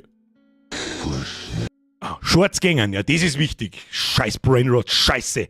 Das ist das nächste, wo ich gerne ein Video drüber machen darf. Diese Brainrot, Scheiße. Und jeder tut so, als war's nicht so. Anscheinend hat sie irgendwas bei YouTube aufgehängt. Keine Ahnung, was da los ist. Es ist, was es ist. Naja, muss man ja noch irgendwas fürs Video aufheben. Ich glaube nämlich, dieses Thema wird nicht alt. Oder wird nicht auf einmal weg sein. Heute rotiert er wieder richtig. Ja, jetzt muss man ja alles wieder raus. Wenn ich am Montag schon so im Arsch bin, dann muss ich heute wieder, was weiß ich. Hat die YouTube geflaggt wegen deiner Ausraste? Möglich, keine Ahnung. Ein Live-Ban haben wir schon mal gehabt, glaube ich. Haben wir das nicht sogar schon mal gehabt, wo auf einmal der Stream einfach schwarz war? Weil man uns irgendwas angeschaut hat, was live claimed worden ist? Der Devil Driver Mikey sagt was Wichtiges, freilich, weil Gen Z kann nur 1 Minute lauschen, mit 1 Minute bist du aber schon großzügig. Das zeigst mir, den Short zeigst mir, den sie sich anschauen, der länger wie 1 Minute dauert. Machst wieder einmal Mucke, brauch neue Lieder im Packen. Da hab ich eins, das heißt Packen. Das ist gut, besser wird's nicht mehr. Nein, da nicht, Musi steht momentan gar nicht auf dem Ding. Was denkt sich bitte die Bürgerin? Gar nichts. Das sitzt mit meiner kleinen Schwester vorne in der Küche und raucht sie wahrscheinlich den Schädel voll. 1 Minute, weil man 2-mal schauen muss, das erste Mal nicht aufpasst. Stimmt, ja. Der Leberhardt schreibt, hab meinem Neffen eine PS5 gekauft, dafür, dass er jetzt nur Brainrot Fortnite spielt. Du, ganz ehrlich, lieber spielt er Fortnite mit seinen Spätzchen und kommuniziert und so weiter. Das hab ich auch mein Leben lang da und bin deswegen auch nicht komplett behindert, zumindest nicht deswegen. Anstatt, dass er einfach nur da sitzt und schaut in das Handycast alleine und scrollt sich behindert 5 Stunden. Der Bertmann schreibt, du hast eine Schwester? Nein, hab ich nicht. Das ist die beste Freundin von meiner Frau, aber die ist, als wäre es meine kleine Schwester. Die denkt wie ich, die redet wie ich, die ist wie meine kleine Schwester. Das ist, das muss ich jetzt ganz Saison mal nicht, dass wir die draußen hören. Wenn Birgerin nicht vor meiner kleinen Schwester da gewesen war jetzt wahrscheinlich Birgerin meine kleine Schwester. If you know what I mean. Das käme aber ganz schnell unter den Teppich wieder rein. Lies mein Dono und runter mit dem Puls. Zirngewi! Die schaue ich schon die ganze Zeit an, seitdem vor 2 Minuten dort steht. Jetzt steht es vor 9 Minuten dort. Zirngewi, merci dir. Das ist jetzt auch das Letzte, was ich tue, weil sonst rage ich noch eine Stunde rein. Egal wie die nächsten 10 Jahre wären, die letzten 10 Jahre mit dir waren fucking geile Scheiße. Alles. Herr Zirngewi, es ist mir ein Fest. Und an dem Konstrukt da, glaube ich, mit der Streamerei, jede Woche und so weiter, wird sich so schnell, solange ihr da seid, wird sich das nicht ändern. Und weißt du, was passieren könnte? Spiele gingen uns aus. Dann wird's zach. Und das wird mit weiterer voranschreitender Zeit wird's nicht leichter, ganz ehrlich. Weil alles, was uns interessiert hat, haben wir schon gespielt, was schon lange heraus ist. Marvi, merci für 34 Monate UBI, übersehen von lauter Rage, hier mein Geld, danke dir. Schluss jetzt damit. Aber da kriegt heute nur wer eine am Deckel. Nein, das habe ich ihnen beide schon mal gesagt. Das ist ja ehrlich gesagt mehr ein Witz als. Meine kleine Schwester oder Kind geht deswegen schon gar nicht. Geile Shorts waren damals auf MTV, die Till Lindemann Videos über EMP. Alter, what year is it, Alter? Dann fangen wir mit all die Spiele wieder an. Ja, dann fangen wir wieder bei Resident Evil 2. Stimmt, Moment, das ist Staffel 1, ist jetzt vorbei, die läuft jetzt auf Wiederholung. Wenn die Spiele ausgehen, dann fangst du wieder von vorne an. Musst halt mehr verrückte Kacke getestet werden. Wir haben eben, Spiele gingen uns nicht aus. Hat Vor- und Nachteile, dass man in so einer Spieleflut momentan, oder mittlerweile, das wird sich ja nicht mehr ändern, leben. Spiele gingen uns nicht aus. Aber an gute AAA-Spiele scheitert es momentan schon ganz krass. Ganz narrisch.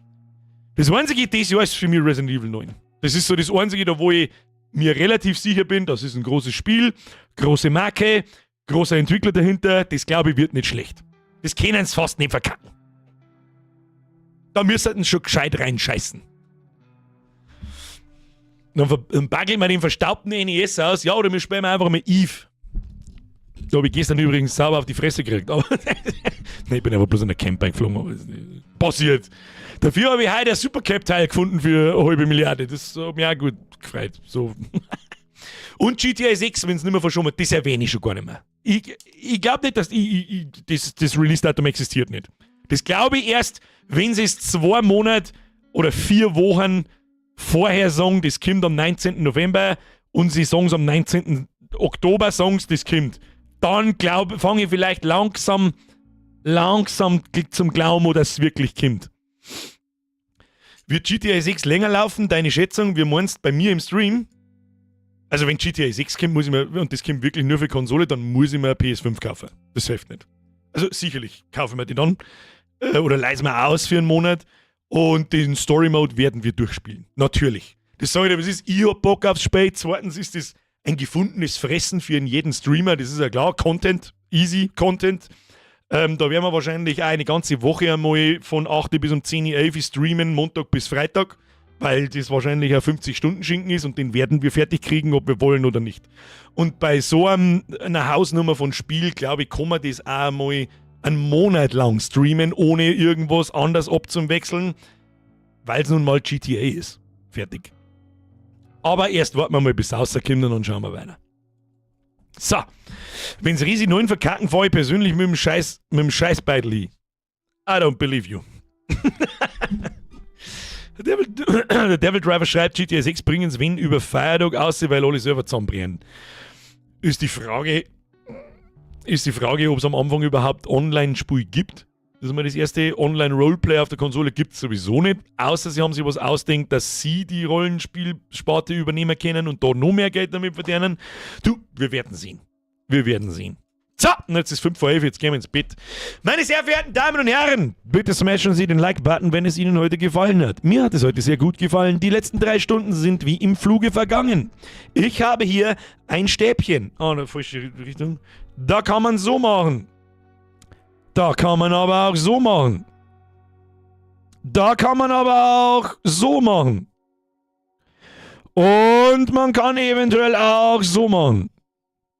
Und wir nennen das Ganze Bierkado. So, und jetzt gehen wir ins Bett. Meine sehr verehrten Damen und Herren, es war mir ein Fest. Ich hoffe, Sie hatten Spaß. Vielen Dank fürs Zuschauen. Danke fürs Liken. Danke fürs im Chat aktiv sein. Danke an den Nachschau-Squad. Fühlen Sie sich gegrüßt.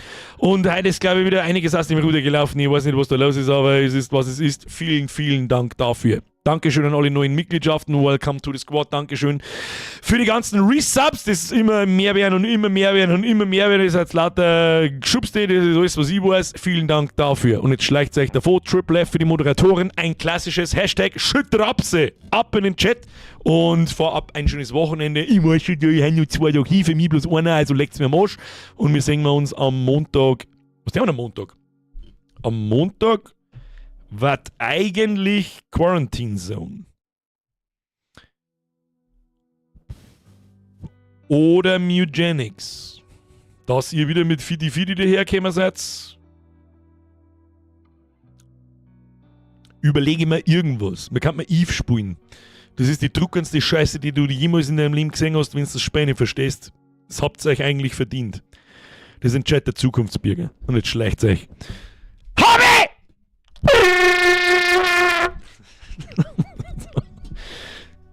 Ich habe alle meine Stabel verloren. Eve offline. So. Wenn das dann nicht immer so auf der anderen Seite rein, warte.